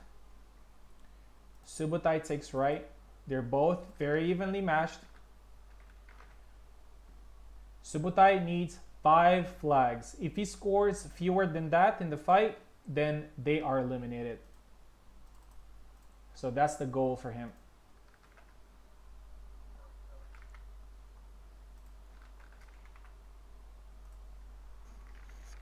Here we go. We're all in the drama part of the tournament.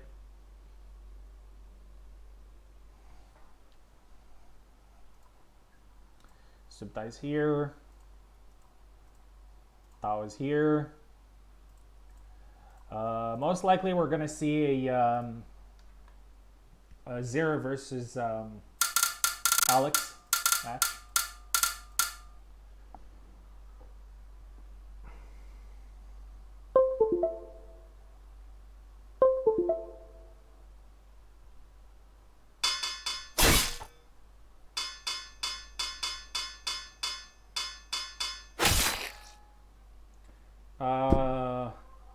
Did Subutai want to go with Barabash?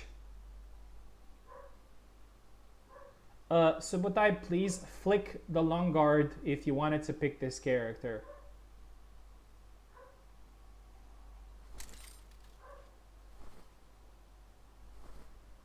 Yeah, he did. Okay, interesting.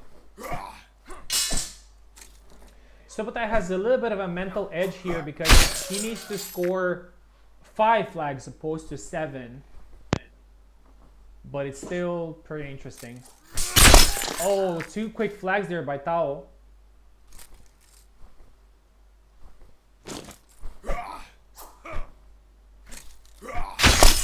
Three quick flags there by Tao. Maybe Subutai has made a mistake with Barabash. Who knows? We'll see. Things are not going great for him.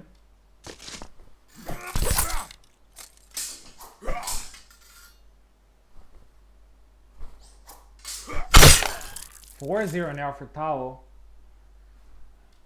Subu's Barra is good, but I'm very surprised he didn't pick Alex against I think Zera. Alex. I think he actually has a very good anti-tech against Zera with him, but he's not doing great so far. It's already 5-0 for Tao.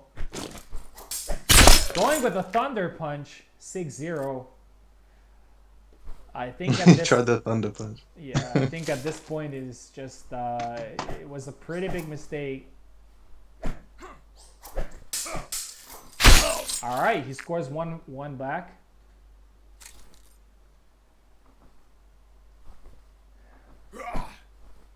He does have a time now. He knocked me out of some tournament with the Thunder Punch. And maybe it was the USFC.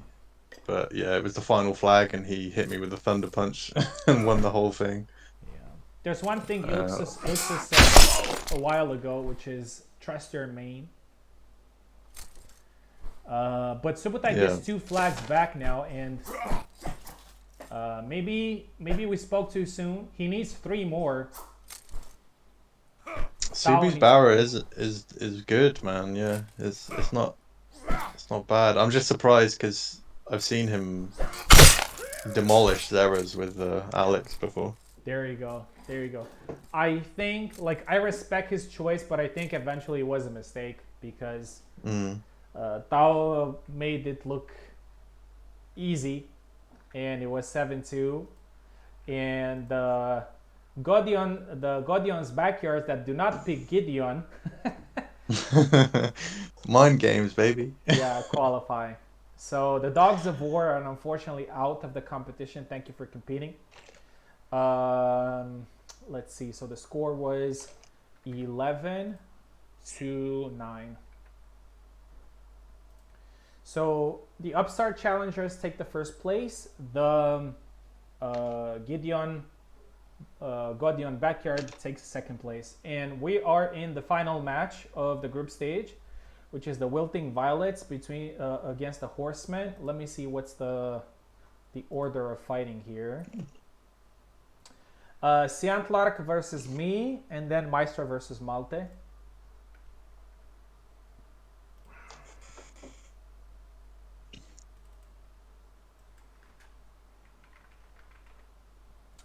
We are qualified at this point, like me and Maestro, but if we lose this fight, we lose the first place in the group, which is not something that we want to happen. Why no easy?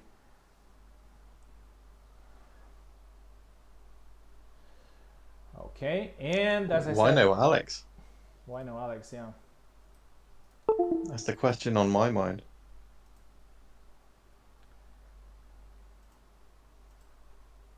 Yeah, well, competitions are for exploring, so it didn't work out this Hmm. time, but maybe next time it's gonna work.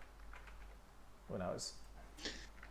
In my fight with Luck, I should have gone Gideon because just historically I've got a better track record against his Yan with Gideon, but for some reason,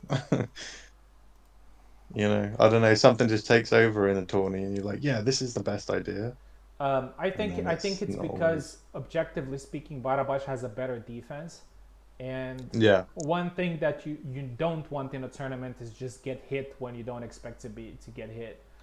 So probably that's what, like, it felt probably the safer pick for you. yeah, I think that's it. Like honestly, I feel a lot more confident using somebody that has like a straight guard, like Yatsik or Yeah, yeah, Jan or Barabash, than using somebody like Laszlo or Gideon that have Getty, pretty questionable defenses. yeah, How much does psychology play a role in the tournaments? I say a pretty big role, a pretty big role. I think it's very important. All right. There are a lot of things, a lot of factors that come into it. All right, Siant is taking left. All right, and I'm taking right. We're gonna have a classic matchup between Marie and Isabella. Siant is actually pretty good against Isabella's. She has some good tech against them, so I'm gonna be pretty focused on this fight. There you go. Very nice, a low thrust.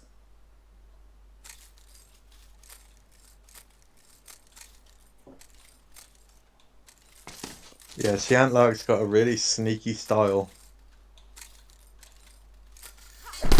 kind of a unique style with Marie.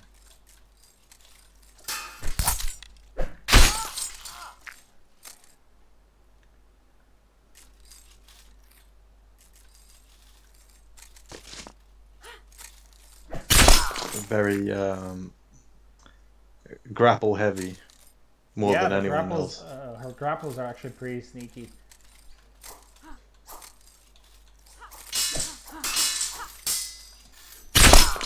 Not this time. But one thing that she does really well is doing the triangle, and when Marie is doing the triangle, she like kneels, and it's hard to hit her head, and then she immediately grapples Hmm. and gets you. Yeah, yeah. It's a strange combination.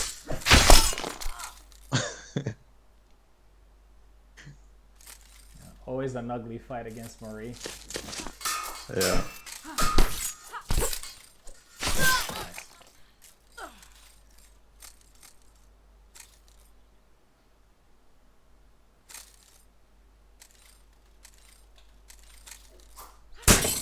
Oh, I think it was a mistake. Yeah. There you go.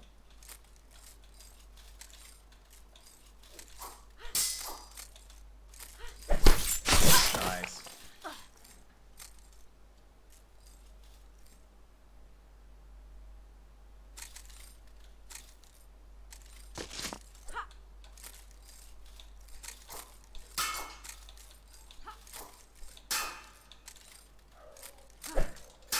Oh.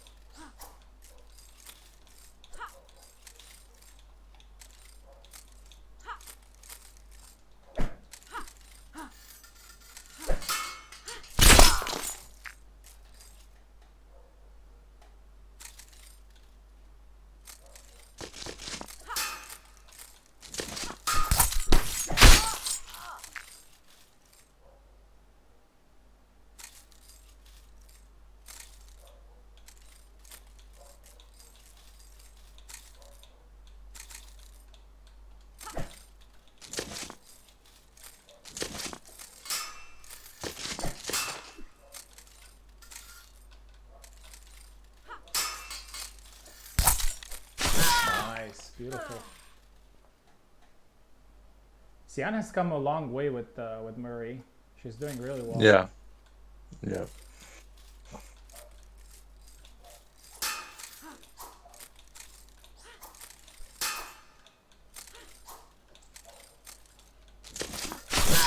There you go.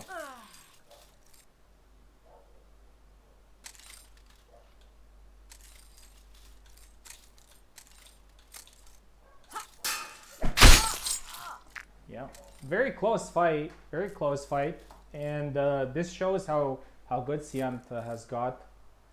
And as I said earlier, she's very tricky against Isabella. She really knows how to play against her. So it's a 7-6 win. Congratulations to Siant. And the number of flags that she scored is going to be very important, because if Malte scores at least 4 flags against Maestro, they're going to qualify from the second place. Yeah, well played. Yeah, well Sian played, Mark. well played. That was pretty good skill. Like I can't say anything about it. Blade beats, rushes, very good Marie play. Yeah, nice combos. Leg slash into thrusts and all that jazz. Malte.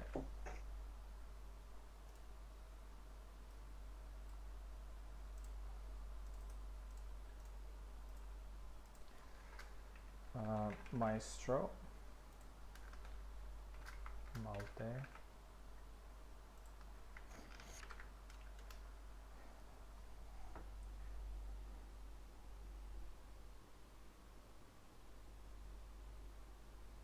No, that was really well played. I can't say anything. Like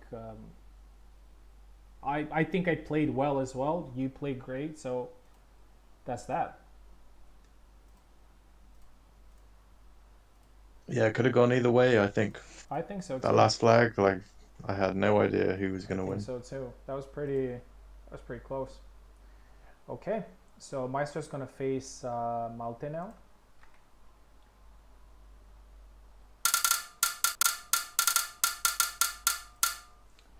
So the situation is like this right now. So if Malte wins the fight, like if he wins 7-5, then they get the first place in the group.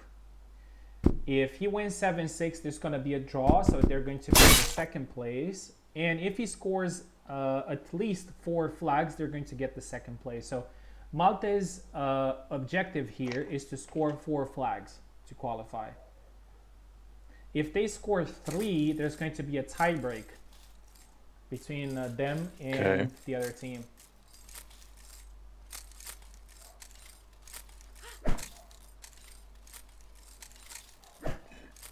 Malte's another one, man. Like, he's got so good in such a short amount of time. He has pretty good fight IQ. I think it's a good to go. He does strange things, like, with calc. Like, things I'd never do. I don't think... He does things I don't think Carlos would do. Oh, he's lagging. Yeah, he had problems in the first match as well. Oh yeah, I'm a little delayed because I'm on the YouTube. I forgot.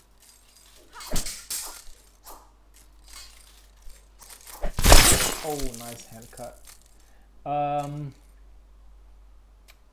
The problem with some of these new players like Malte and Siant and so on is it's very hard for them to kind of get the confidence, because all these tournaments, like we have 10 people, 12 people in a tournament, and like more than half of these people are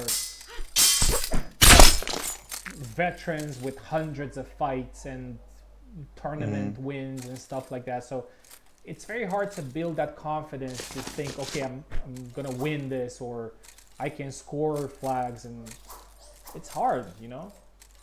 Yeah, it's like an added layer of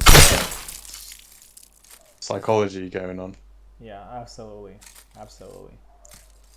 But Sian played you like none of that was even a factor, you know? Yeah, I think sometimes, but the other side of the coin is that when there's no real pressure, like everybody expects you to lose, sometimes it makes you play a little bit better. Yeah. Like every flag. And then if you, Yeah. yeah. Like if you're a veteran, everyone expects you to win. So there's that. Yeah, it's the other side of the coin, like you said. Yeah. To be honest, I did feel a little bit of a pressure, especially in the last flag against like, oh my god, I'm gonna lose this fight. You know? Yeah. Oh, nice. 4-0 now for Maestro. I think Malta is still having some connection issues, but I don't know what we can do.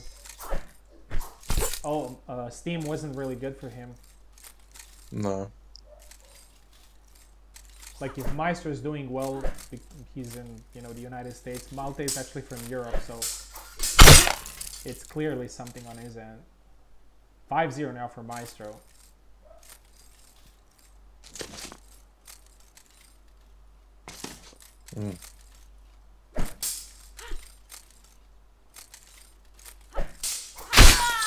Oh, nice cut there by Malte. Scores his first flag.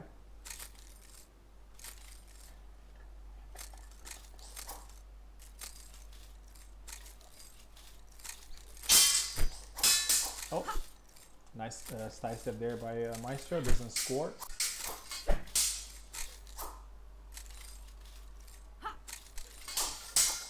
Oh, goes with the two-piece attack, but gets blocked.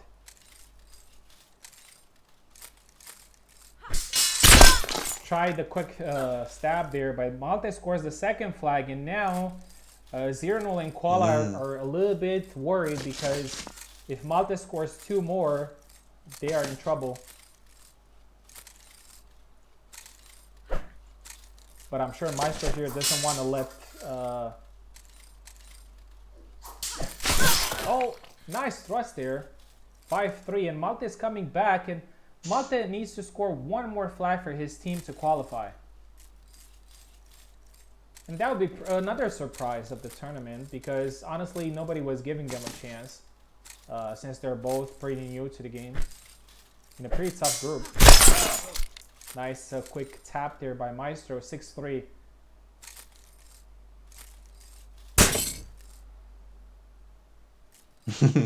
He wants this lag free for this last flag. I'm sure he does.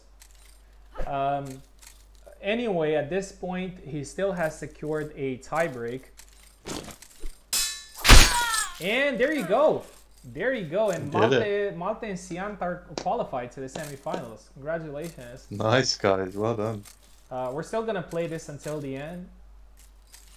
After this, we're going to take a 10 minutes break, and then we're going to get back to the semifinals. But I'll post the fights before. Nice. 7-4. Maestro wins, so we're the top of the group. Koala. 14-10.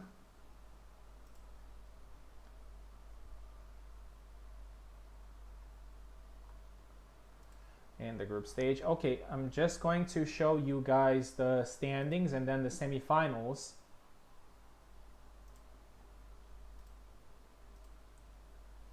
All right, so in the first group, the upstart challengers, which are Carlos and Tivanink, have won with a points difference of 13. So they're honestly the best right now. Tao and Eve are second place. In Group B, me and Maestro are first place. And Malte and Siant have qualified to the semifinals as well with a very good draw. Just one flag difference. And Zero and Koala are eliminated.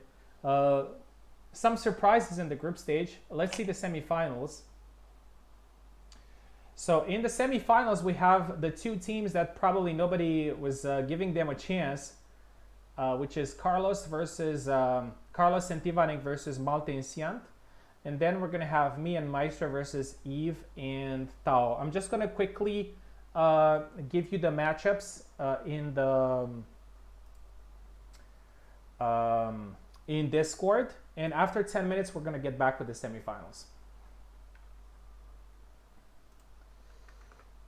Okay.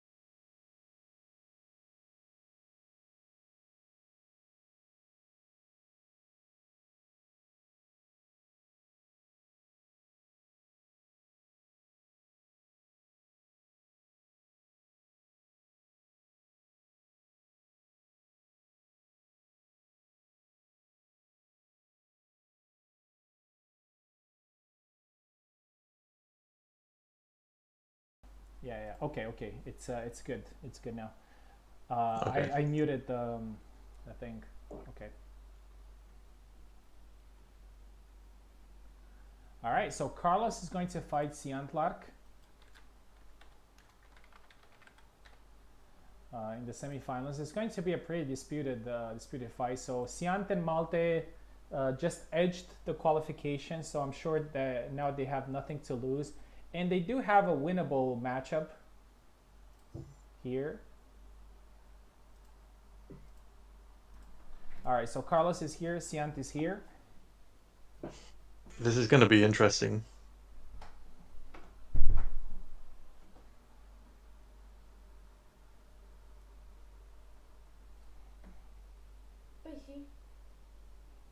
Păi dacă aveam o problemă. Dacă aveam o problemă. All right, so let's go with the first match. So Carlos versus Siant, they're both connected.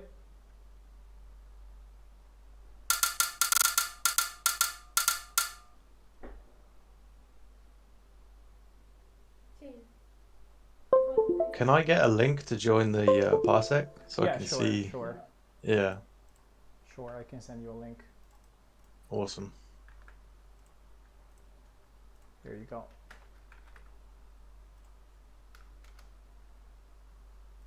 All right, they're both connected. I think so. Sweet. Carlos is on the left and Siant is on the right. Nu ai văzut că te-am sunat? De 3 ori te-am sunat. Am fost la baie. Ce ok, de 3 ori te-am sunat că ai numai pe asta. Păi, eram la baie, n-am auzit.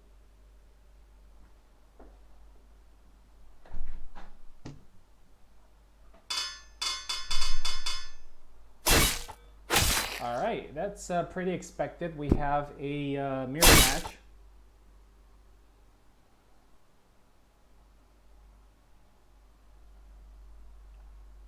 I think Carlos doesn't really like the Kalkstein versus Marie matchup. As you said a couple of times, it's pretty tricky. It's tricky. Yeah, tricky is the word. All right, Carlos scores quickly with a nice flag. The thing, Carlos is good. That's why I'm interested in it. I want to see what he does. Steal his moves. Siant is more on the unpredictable side. Carlos is a little bit more patient, more tactical. And there you go, 1-1.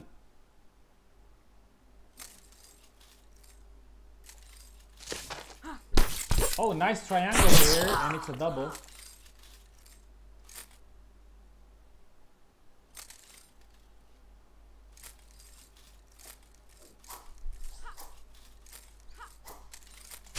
Oh, nice thrust there by Carlos. Is 2-1 now.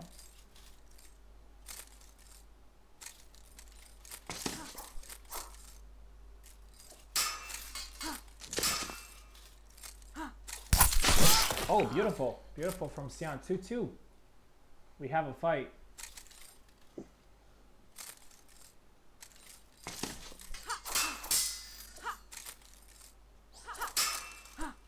Oh, nice blade beat into. She did that a couple of times against me in the matchup.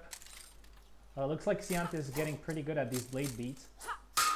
Oh, tries a nice B thrust there. Sorry, X thrust. Couple of attacks there from Carlos, but failed to capitalize. Oh, and now he does. 3-3.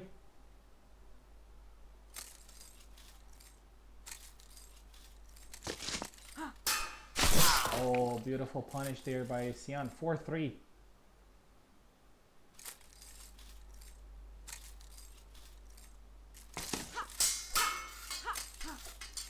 Try to grab there, but it didn't work.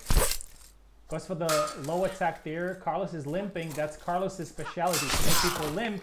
And Siant with the 5th flag. Goes to show that the fight that Siant had against me was not a fluke to score so many flags. She can definitely be very competitive against a very good Marie, which is Carlos. One of the best Maries in the game. Oh, nice quick thrust there by Carlos. 4-5 now. Looks like this time Tivanek is going to have some work to do in the second fight, because in the group stage, even though he defeated some monsters, he had a very good psychological edge from the advantage that Carlos got.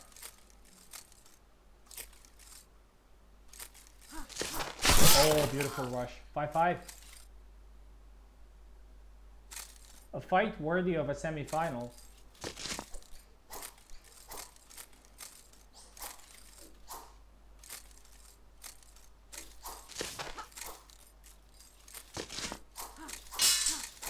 Nice blade beat.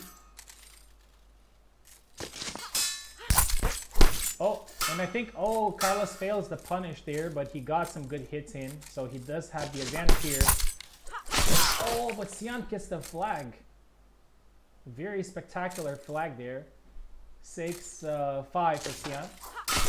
And a nice rush, 7-5. Very good performance from Siant, I have to say, against one of the best players and one of the best Maries. Yep. And Malte now has a very good chance of getting into the final. He's going to fight Tivanek. Can you accept me into the Parsec? I haven't. Okay, sorry. 1 second. I was just gonna wait until that round was over. Malte versus Tivanek. So two somewhat new players clashing for a place in the final, and Siant has done great. All right, you're accepted now. Sweet. Hopefully Malte does not have connection issues. Tivanek was very good against both Tao and Subotai, so now he needs a 7-4 win or at least 7-5 to go to a tiebreak.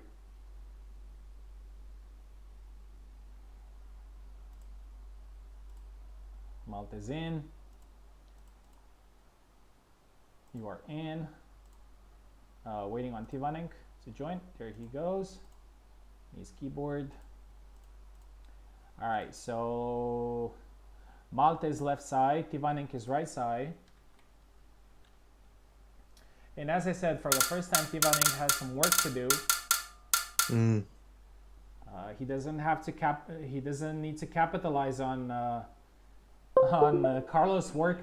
Now he needs to come back for him. Yeah, a pretty expected matchup here.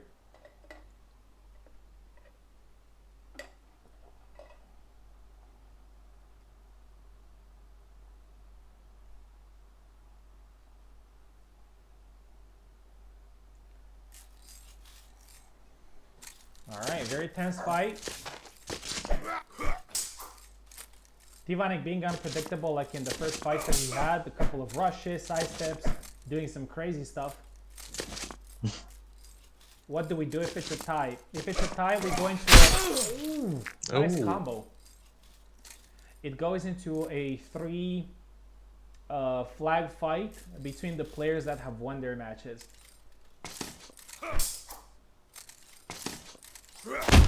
Oh, leg kick. So if Tivanek wins then 7-5, then it's gonna be Siant versus Tivanek for 3 flags. That's what's gonna happen. But we're still a long way from there. Beautiful cut.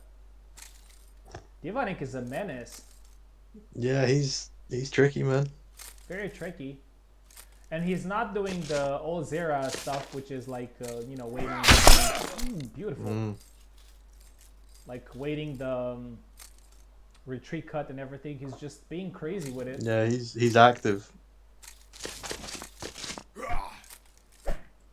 Like sporadic almost. Oh, now he's trying nice. crazy stuff with Malte is there to counter it. 3-1. At this point, the score is even between the two teams. 8-8. Oh, he tries to go for a side step, but he still gets the cut eventually. He got a little bit lucky there. 3-2.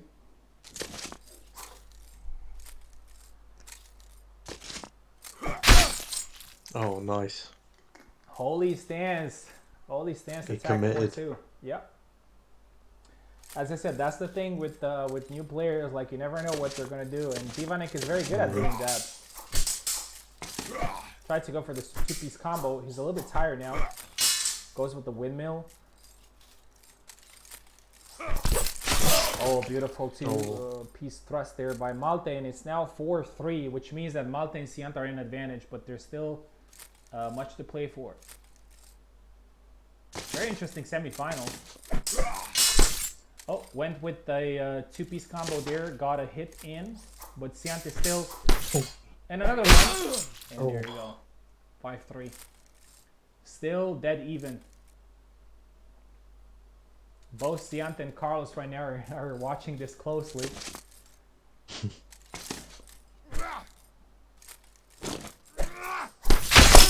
Oh, that was a pretty crazy animation, but it's now 6-3.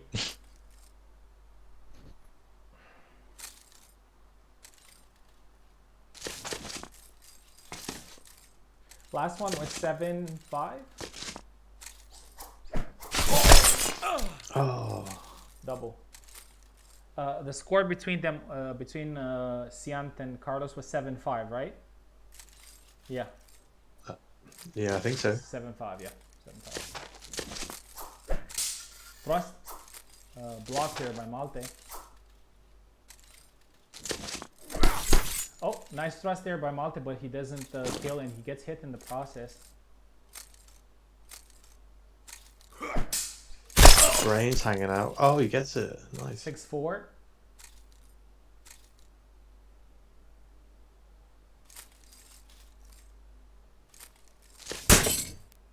Oh. There's something. Wait. There's something going on, I think, with Malte. He's having some trouble. Oh, okay. He's good to go. Oh, nice. Oh, beautiful. 6-5. It was 6-5. Okay. So this next flag is decisive, because if Diva gets this one, it's going to go to a tiebreak. If Malte gets this one, they're in the final, and that's crazy. Because nobody was giving them a chance. Oh, 7-5 to 7-5. We have a tie in the semifinals, which means that Tivanenk and Siant are going to face each other in a 3-flag match for a tiebreak. So Tivanenk don't leave Parsec. Crazy semifinal. I said it in the beginning that these 2v2 tournaments are so unpredictable. So let's see. Yeah, so we're gonna go with Siant on the left and Tivanek on the right.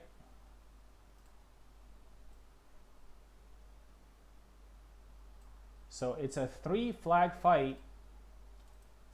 The pressure is on now on Siant and Tivanek to win this.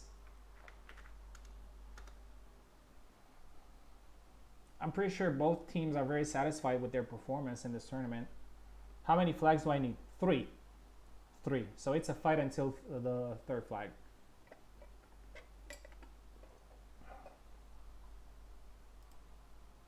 Siant Lark is here. Tivanek is here.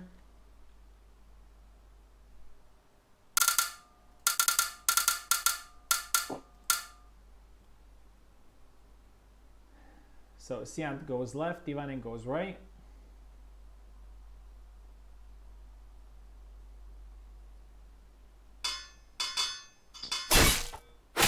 Yep. They both go with the current characters that they had.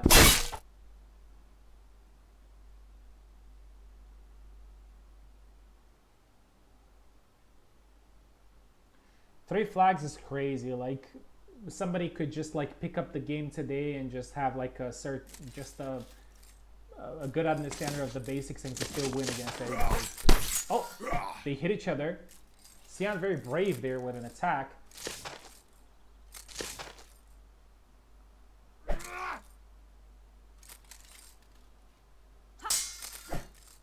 thrust there by Sian. Oh, and Tiva goes with the trade and he wins. Obviously, he has more power. This is a very simple strategy, which is Sian needs to be more precise and Tivanen needs to go for the power.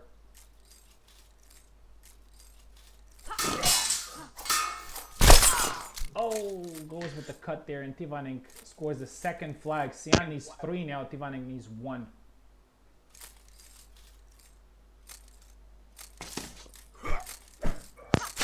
There you go. Yeah. 2-1. That's what she needs. Yeah. Time it.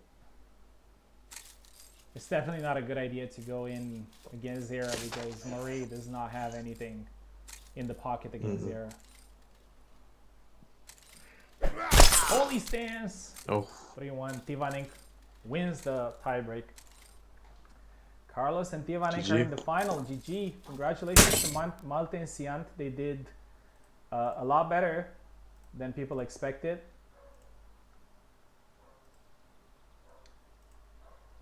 Final score is 15-13. So the upstart challengers are in the final, Carlos and Tivanen, and they're going to face the Horsemen or the Godion Backyard. So the next fight is going to be me versus Tao. It's going to be a very difficult match against Hizera. Hizera is very good. And also good luck to you, Eve, and your team. Thank you. I'm sure it's going to be a pretty intense fight. I'm gonna need it. I don't think Tao needs it. For sure. I'll take all the luck. All right, let's send a link to Tao.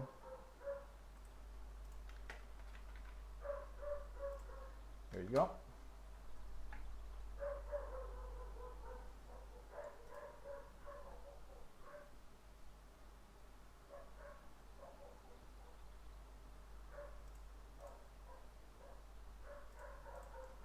All right, he is in. The last time when I fought Isabella versus Zero, didn't go really well for me. So I'm looking forward to kind of redeem myself in this matchup, which I find very difficult, to be honest. We'll see how it goes. Yeah.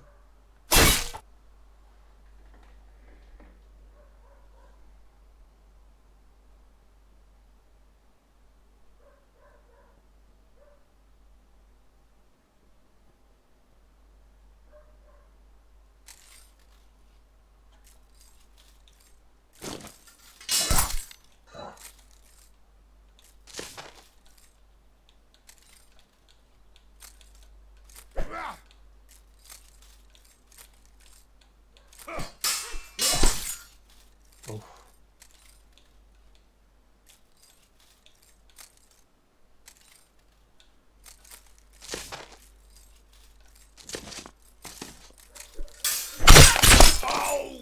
Oh, double.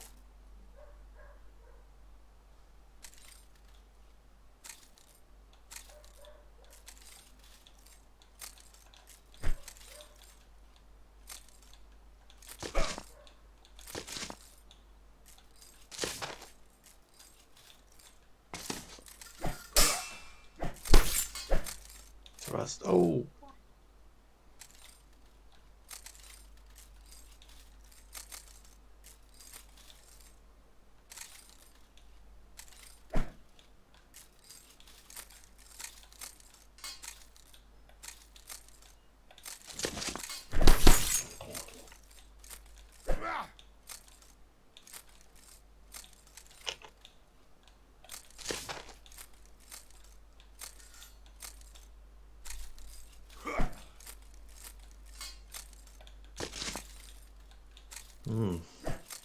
Pretty tense.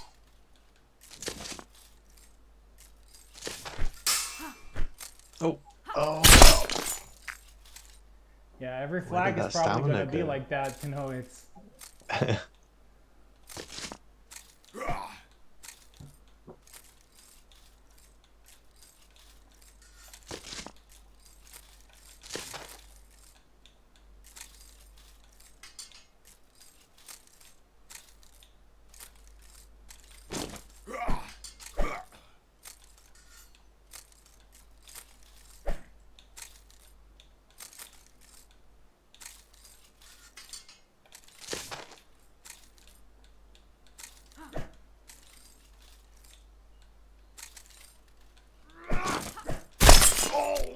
Oh.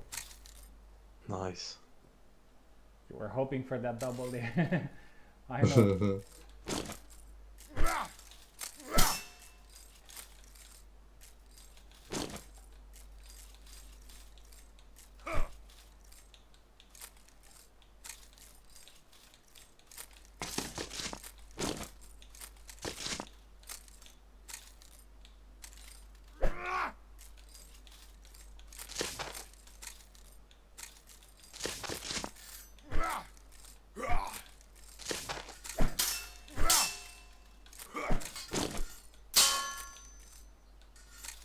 Tal needs to watch his stamina.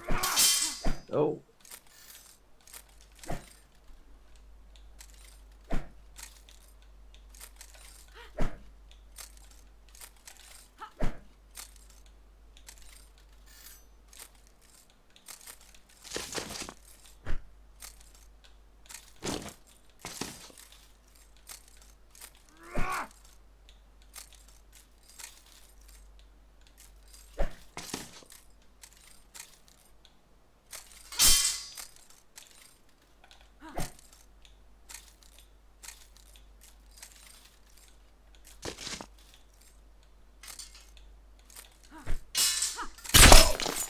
Huh. That was crazy.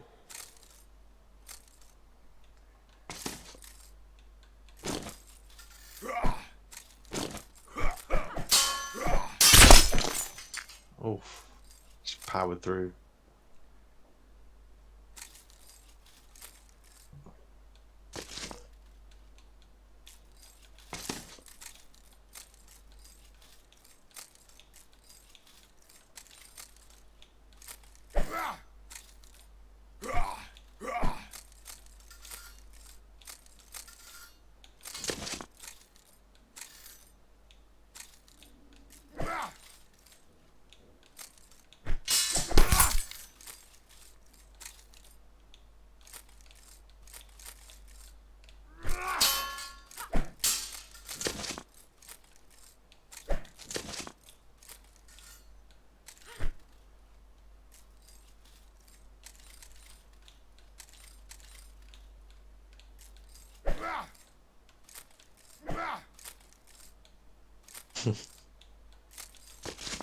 Such a standoff. Oh.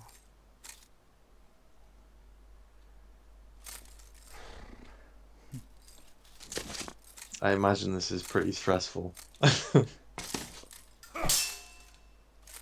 One mistake and you're dead. You know how it is. Yeah, I can see it. I can feel it.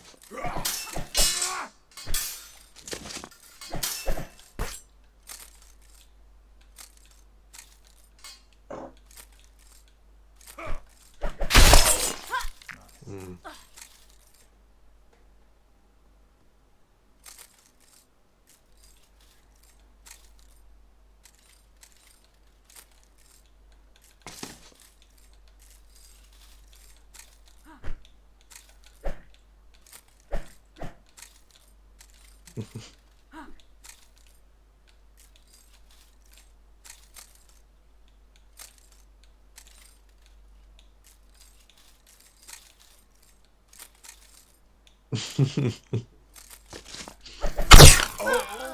Ugh. This is a nerve-wracking fight. Definitely. Like, I'm not even playing.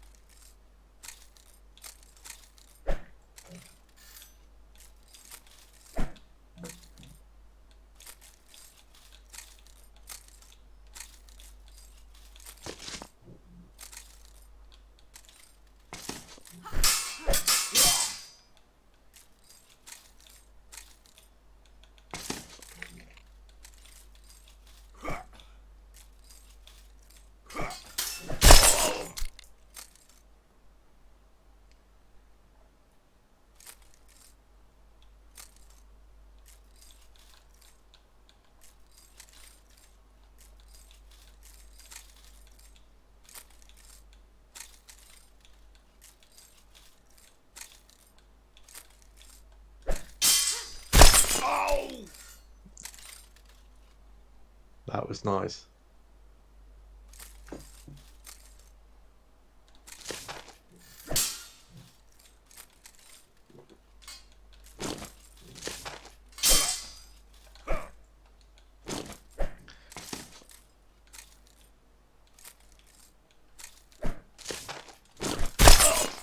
Oh, What can I say? I'm him. that that was nice. I'm That was joking. nice. Yeah, that was a great, that was a great fight. That You're was a great him. fight. Great fight. I had to put like every single brain cell left in this fight. Very tense. Yeah, I mean, I could see how. Yeah, Yeah. it's just stressful. Yeah, and Tower Zero is definitely was definitely a boogeyman for me from the last event that we had. It was so difficult to defeat him. But like Adesanya, I've defeated the boogeyman. All right, so it's 7-2 now. Eve, you have a very difficult fight right now against Maestro. You need to defeat him at least 7-2 to get into a tiebreak. Alright. Easy. Easy, huh? You are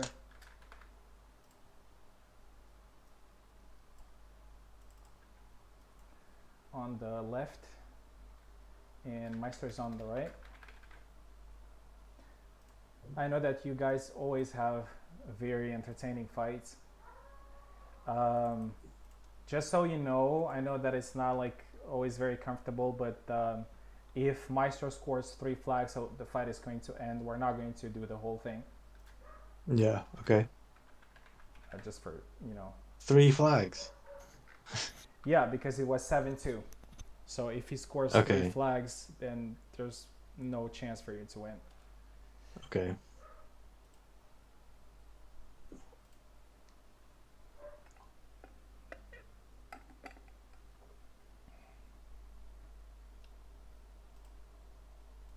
All right, Meister's here. Here you go.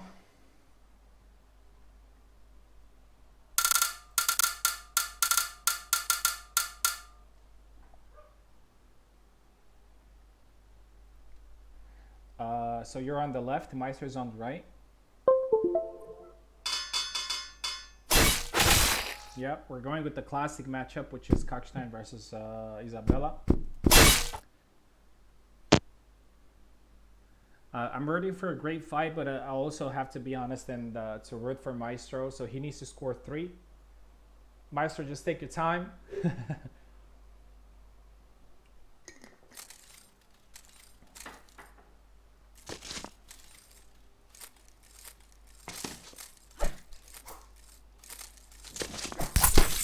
Oh, they both hit each other.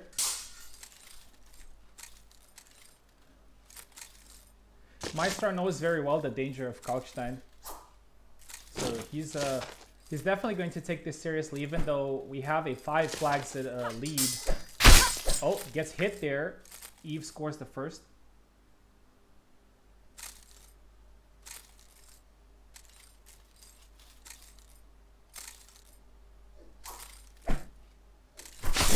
Oh, and the second one, 2-0 now.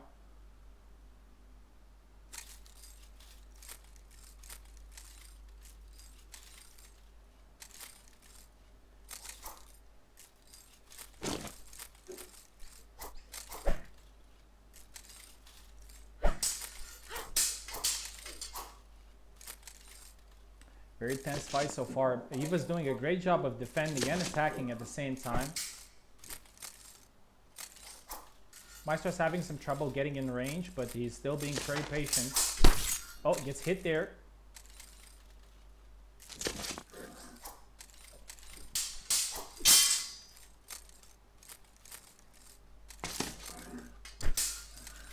Another thrust block.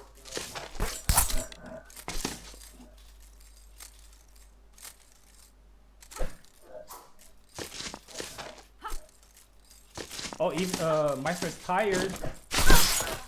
And Eve scores the 3rd flag. Eve is doing great so far in this fight.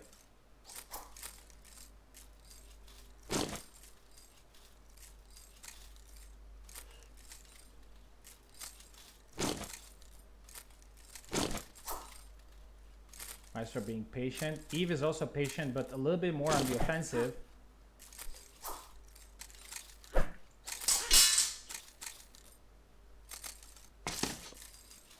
I'm sweating. A little bit, yeah. A little bit.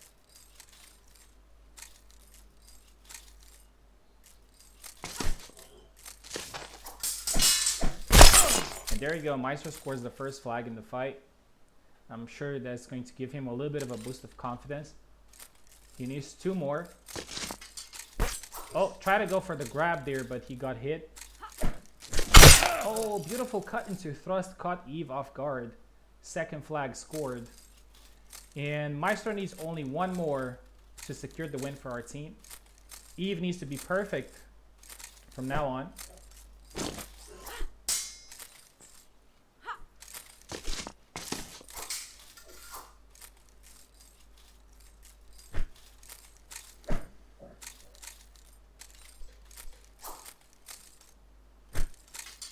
Thrust there by Maestro. Eve is being patient.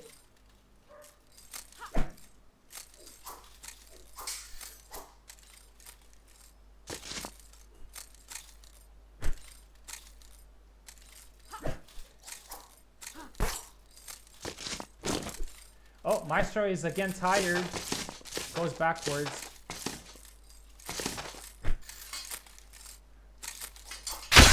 Misses the attack, and Eve capitalizes 4-2.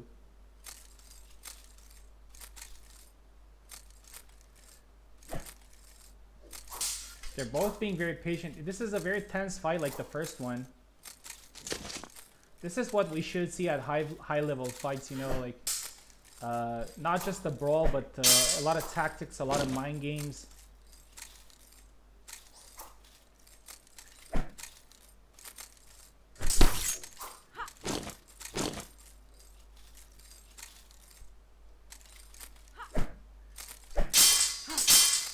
All right, thrust there from Eve.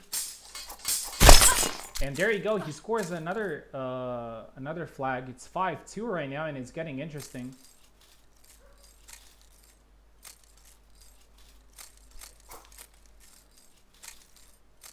Maestro needs 1 flag from the remaining 2 in order to win. If Eve gets both of them, we're going to have a tiebreak.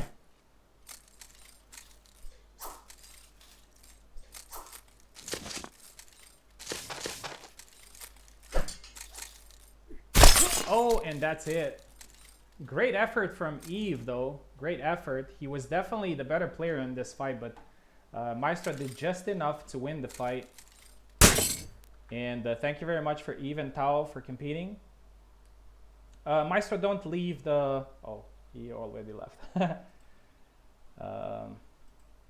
The thing. Great effort from Eve. He looked like he's going to win, but the fight ends 10-7.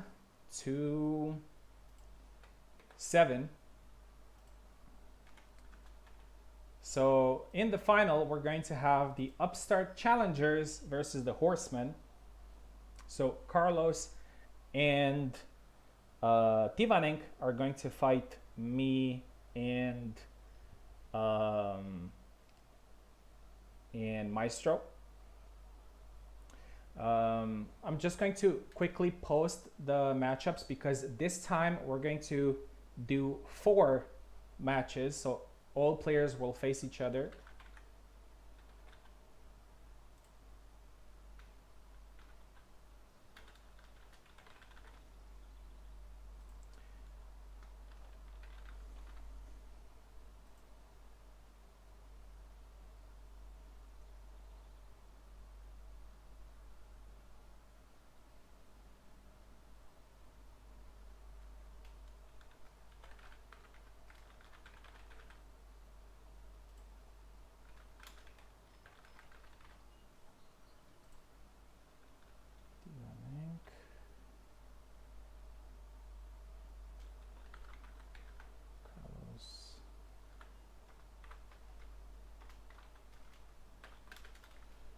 Versus me and Maestro versus Tivanenk. Oh no no no! It's not. It's not good. Wait wait wait.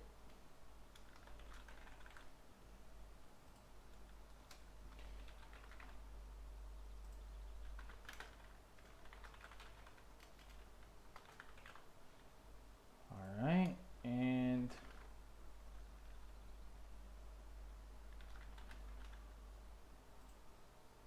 no.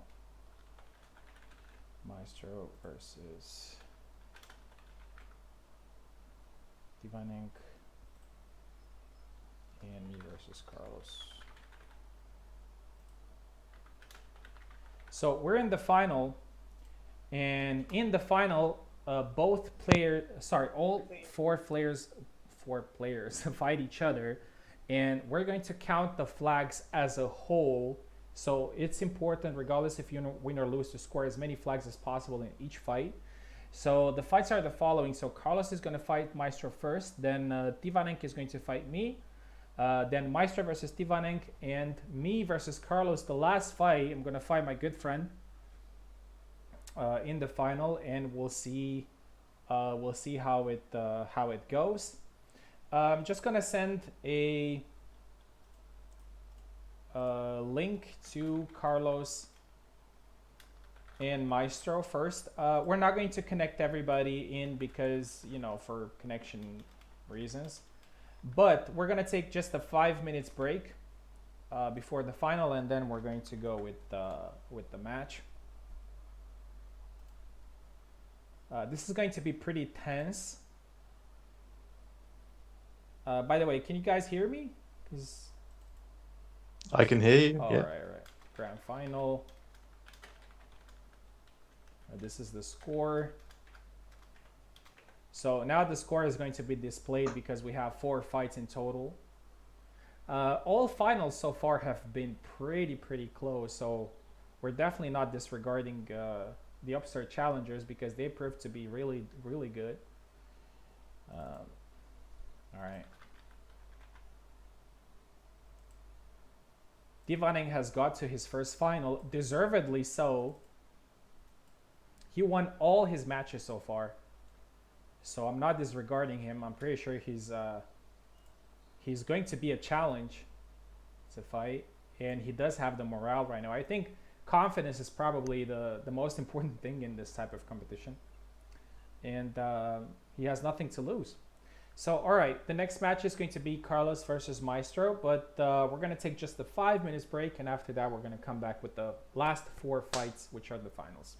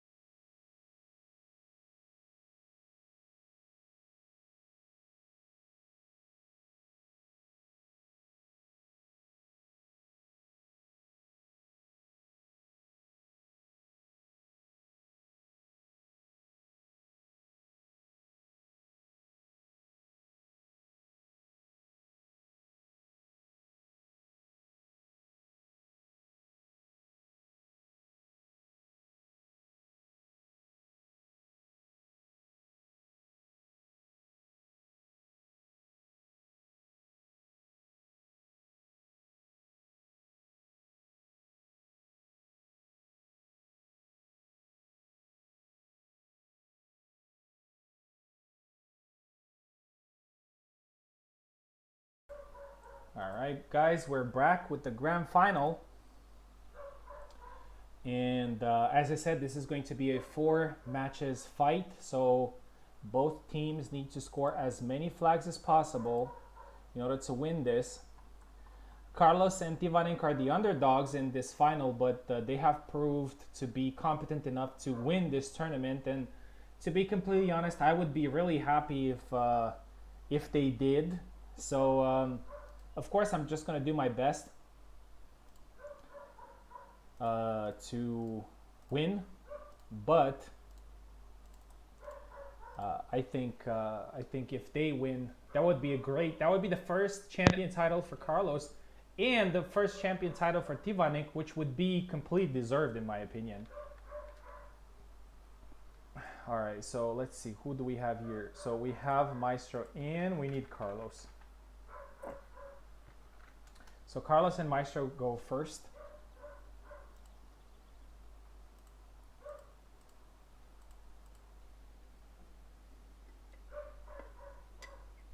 I wonder who Carlos is gonna pick. Against Maestro? I think he's probably going to go with Kalkstein. He definitely saw the fight between you and Maestro, and he said, and he probably thought, okay, this can definitely be a good win. I'm not sure how many tournament wins Maestro has, but he might be pretty close to being the legend. Yep.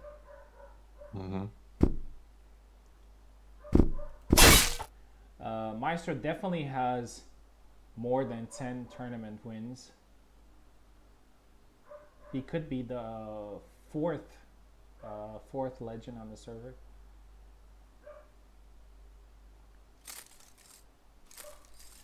But if Carlos and Tivanik win this final, that would be pretty crazy because, again, it's been going for quite some time that Carlos didn't manage to win a tournament, and just pairing up with a newcomer and win, that would be pretty crazy. A great story. But we're going to do our best to stop them. Oh! A nice flag there for Carlos, 1-1. People seem to say they come back from a break from playing the game. They seem to be better when they come back, which is kind of interesting.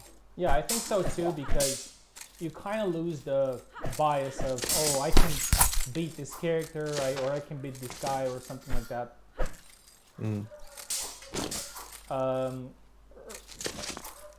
Maestro's tired here and he loses the flag. Carlos came back after a break, and he did amazing in that deluge event, if you remember. Yeah. Like, he needed to beat Warden 7-2 and he did it, and he won the fight for the Swedish. Yeah, that's insane. I remember, it was insane. And he also won against, like, the tiebreak against Tao, and he used Isabella, which is not one of his main characters. Oh, Carlos is tired here, and Maestro takes advantage, 3-2. I think it's something to do with, like, when you're not actively thinking about how you're playing the game, you just come back and you play it, like, more casually. For sure. I think your instincts sort of take over, and that helps you, you know. 5-2 now. Carlos is up to a very good start. Yeah, it also happened to me when I organized that 4 tournaments thing. I also came back after a break, and again, I didn't have any pressure and just went with it. Maestro's struggling here. It's 6-2 now. And that could be a very good advantage for the upstart challengers.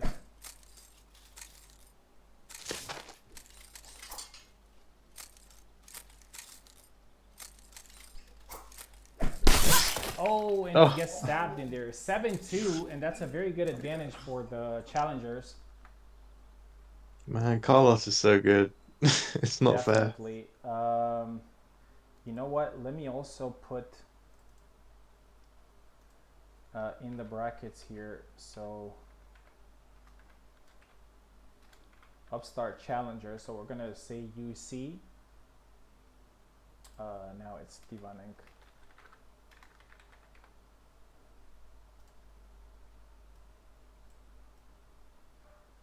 And that's going to be a very important deficit to come back from. Yeah, you're gonna have to be on your A game. For sure. And Tivanenk is very very tricky. So the horseman, let's say TH. So right now it's 7-2. Yep.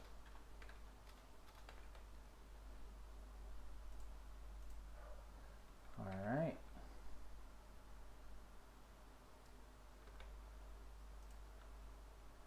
So we're gonna kick them from, just to make sure that we don't have any, bandwidth issues.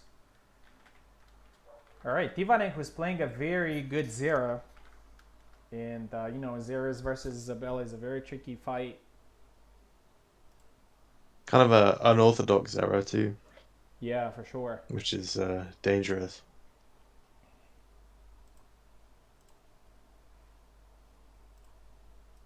All right, Tivanenk's here. He had nothing but wins so far, so hopefully he's not going to get another one against me here. But I could see him getting it.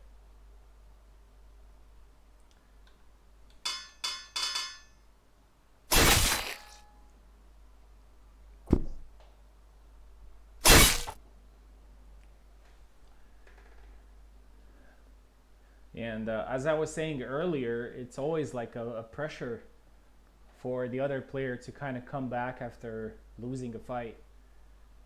You got to be, as you said, on your A game. Yep.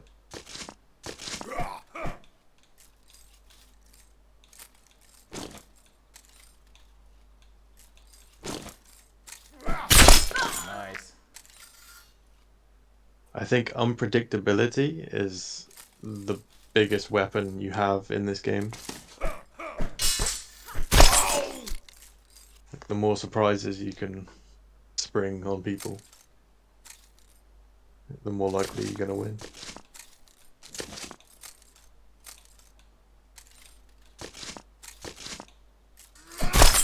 Nice. He's being crazy with those attacks. Yeah.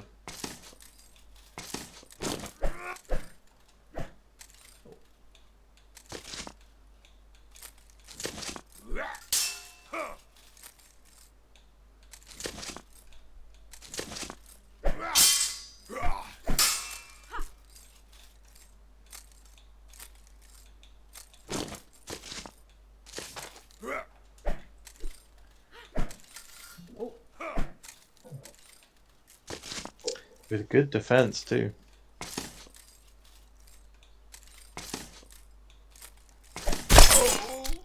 Oh. It's a nice attempt at the sidestep, but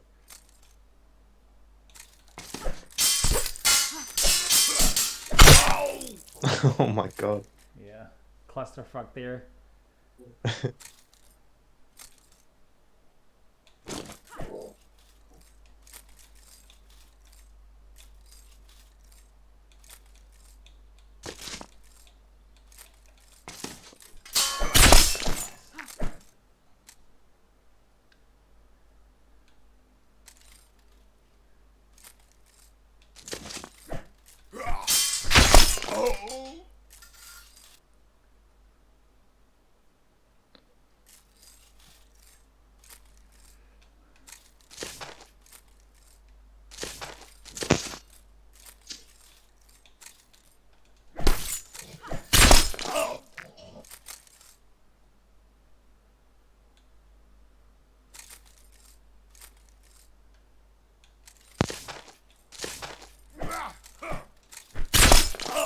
Oh, nice punish.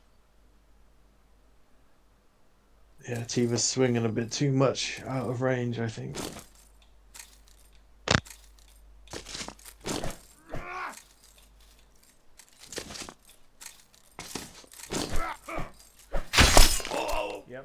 Yeah.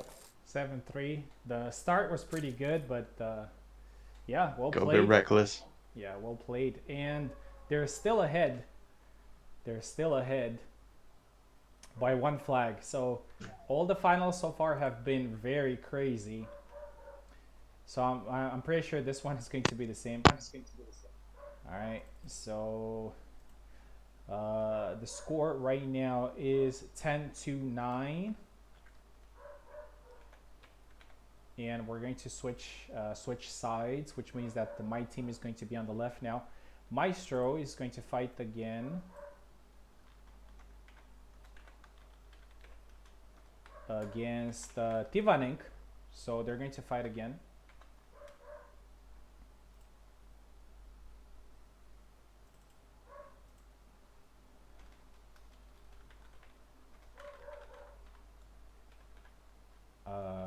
Tivanink, start challengers. Yeah, probably a lot of people did not give them a chance before this fight, but here's that. Okay, let's see. Tivanink is still here, which is great. Maestro. If Maestro wins this one, then there is going to be like everything to play for in the last fight.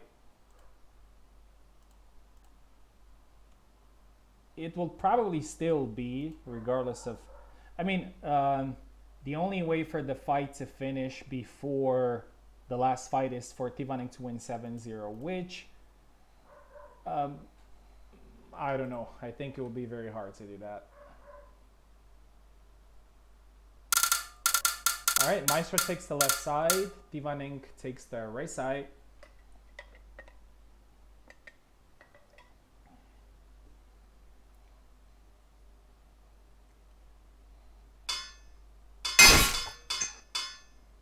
Yep, we have another Isabella versus Zera fight.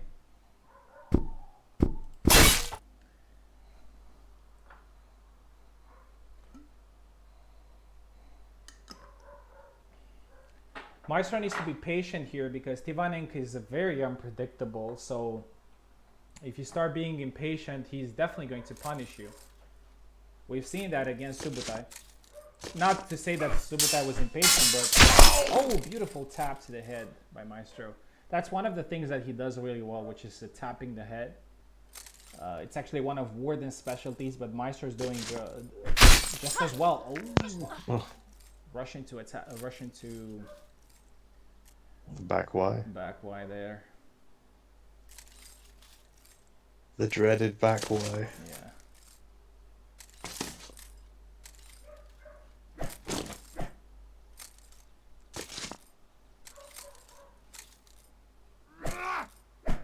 I mean, I'm not saying it definitely it does take skill to do that, like to rush and then attack, but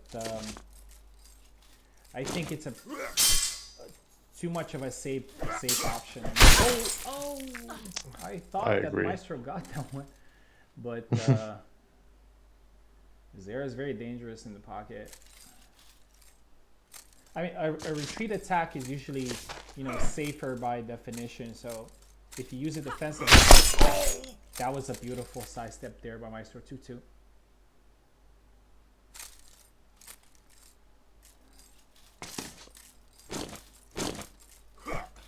Maestro going. Oh, nice range, man. That was great, man. That was great because it was just like inches. Yeah, he just took a step back and then counter to the dome. Oh, hit him there, but couldn't capitalize. Maestro needs to be calm here after getting a hit on Zera. Getting a hit on Zera is not the same thing as getting a hit on other characters. Like, you get a hit on him and he can still go at it. And I don't have a problem with that. I think it's his design, to be somewhat tankier, since his movement is not the best. Maestro's being patient here. He does have the flag advantage, and he doesn't want to make some mistakes. Tivanink is also a little bit more cautious than we've seen him. Beautiful counter there. Oh, 3-3. yeah. Nice windmill. Yeah, we have a close fight here. And Tivanik is proving that he can fight anybody. Oh. I'm glad Maestro survived there, because in those instances, Isabella doesn't really fare too well. Oh, and the same thing Nice again, range the again, man. inches. Great Yeah. fight so far. 4-3. Maestro's playing really well.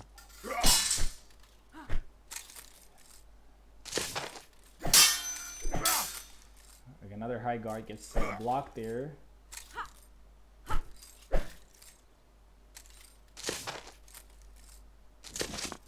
Yeah, Weister's being a little bit more careful. Oh, that's a move that is not great for Isabella, but Meister used it perfectly there. 5-3.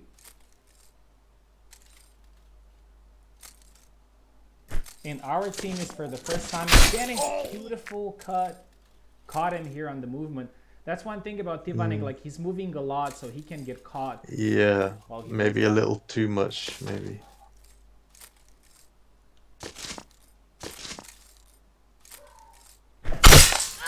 Oh, Meister tried Nice. some. I'm not sure if he wanted to do that there. It's a move of Isabella that is, in my opinion, there pretty useless. Probably did it by mistake. It happened. Oh, Oh, and, nice. two quick flags there by Tivaning. He's coming back for the team. What's the score? 6-5.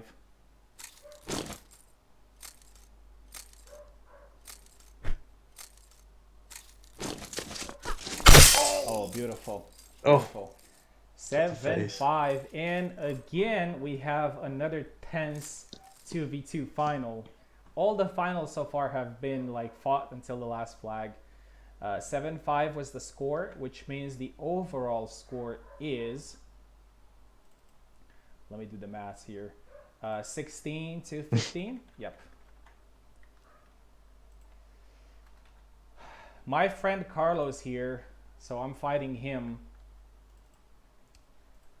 I really want Carlos to win his first title, but I don't want him to win it because somebody was friendly. I want him to earn it, so he can definitely defeat me, but I have one flag advantage here.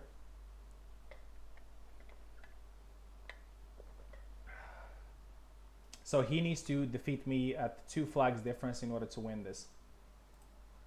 Thank you, Maestro. Thank you, Tivaning, for competing.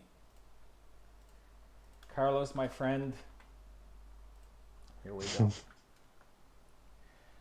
Carlos and I have faced each other in a final before. I think it was a HEMA tournament. He knows me really well. I know him really well. And since I know him really well, I think he might go Jendrik. Oh. Because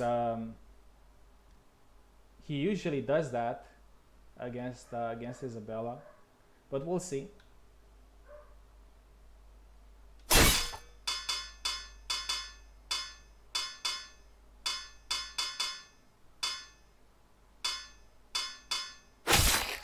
He eventually goes with his couch time.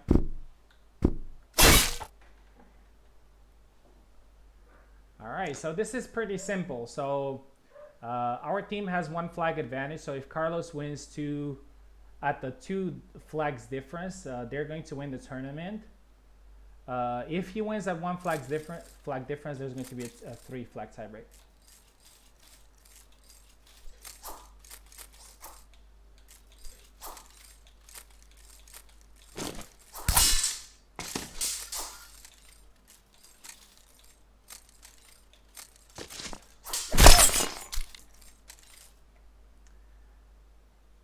I did that against AI, Kakstan AI earlier today.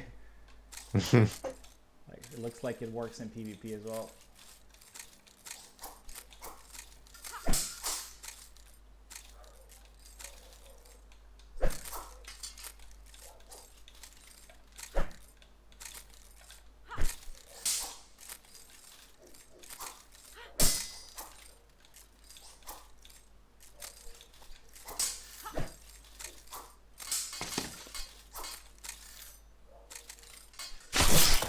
nice. Oh. He was tired there, but he got it.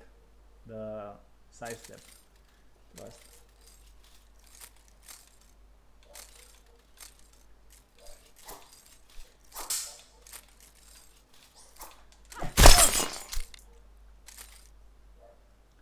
Gotta be careful with that.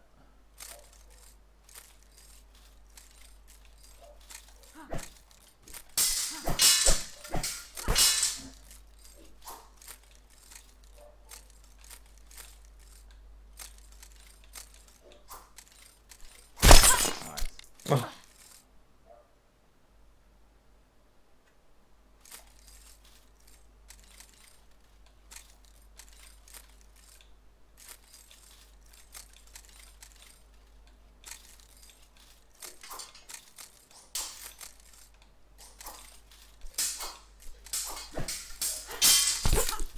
Oh. Committed a little Yeah. bit too much on the thrust there.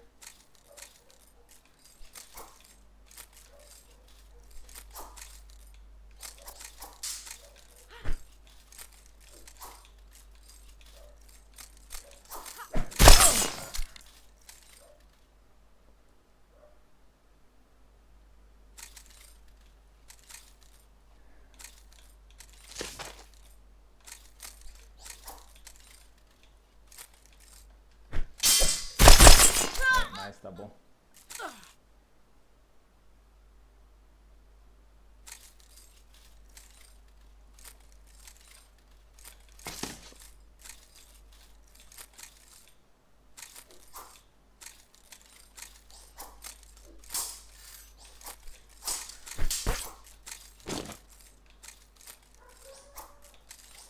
Kashtan gets a lot of sneaky attacks on Isabella.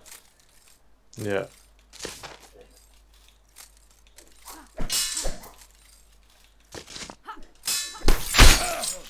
Oh, that was pretty lucky.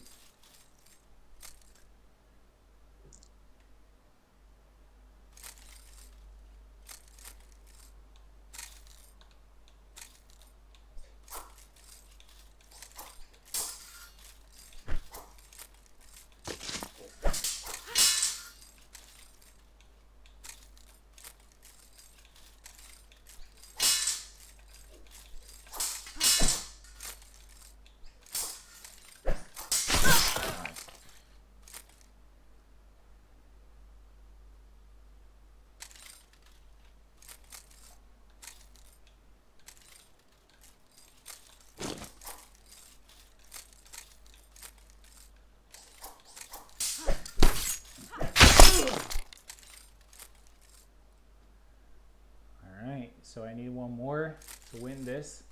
Give Maestro another title.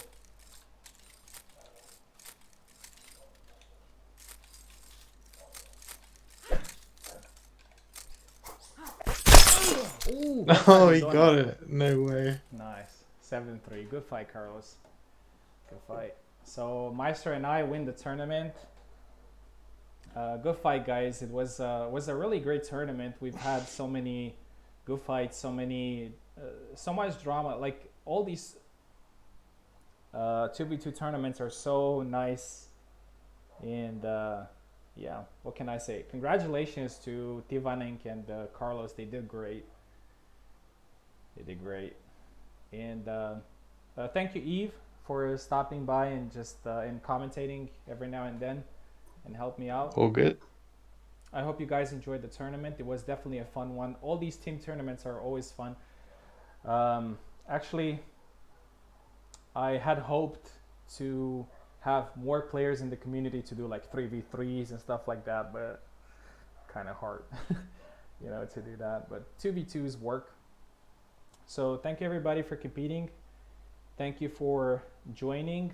We've had some great surprises, some great fights.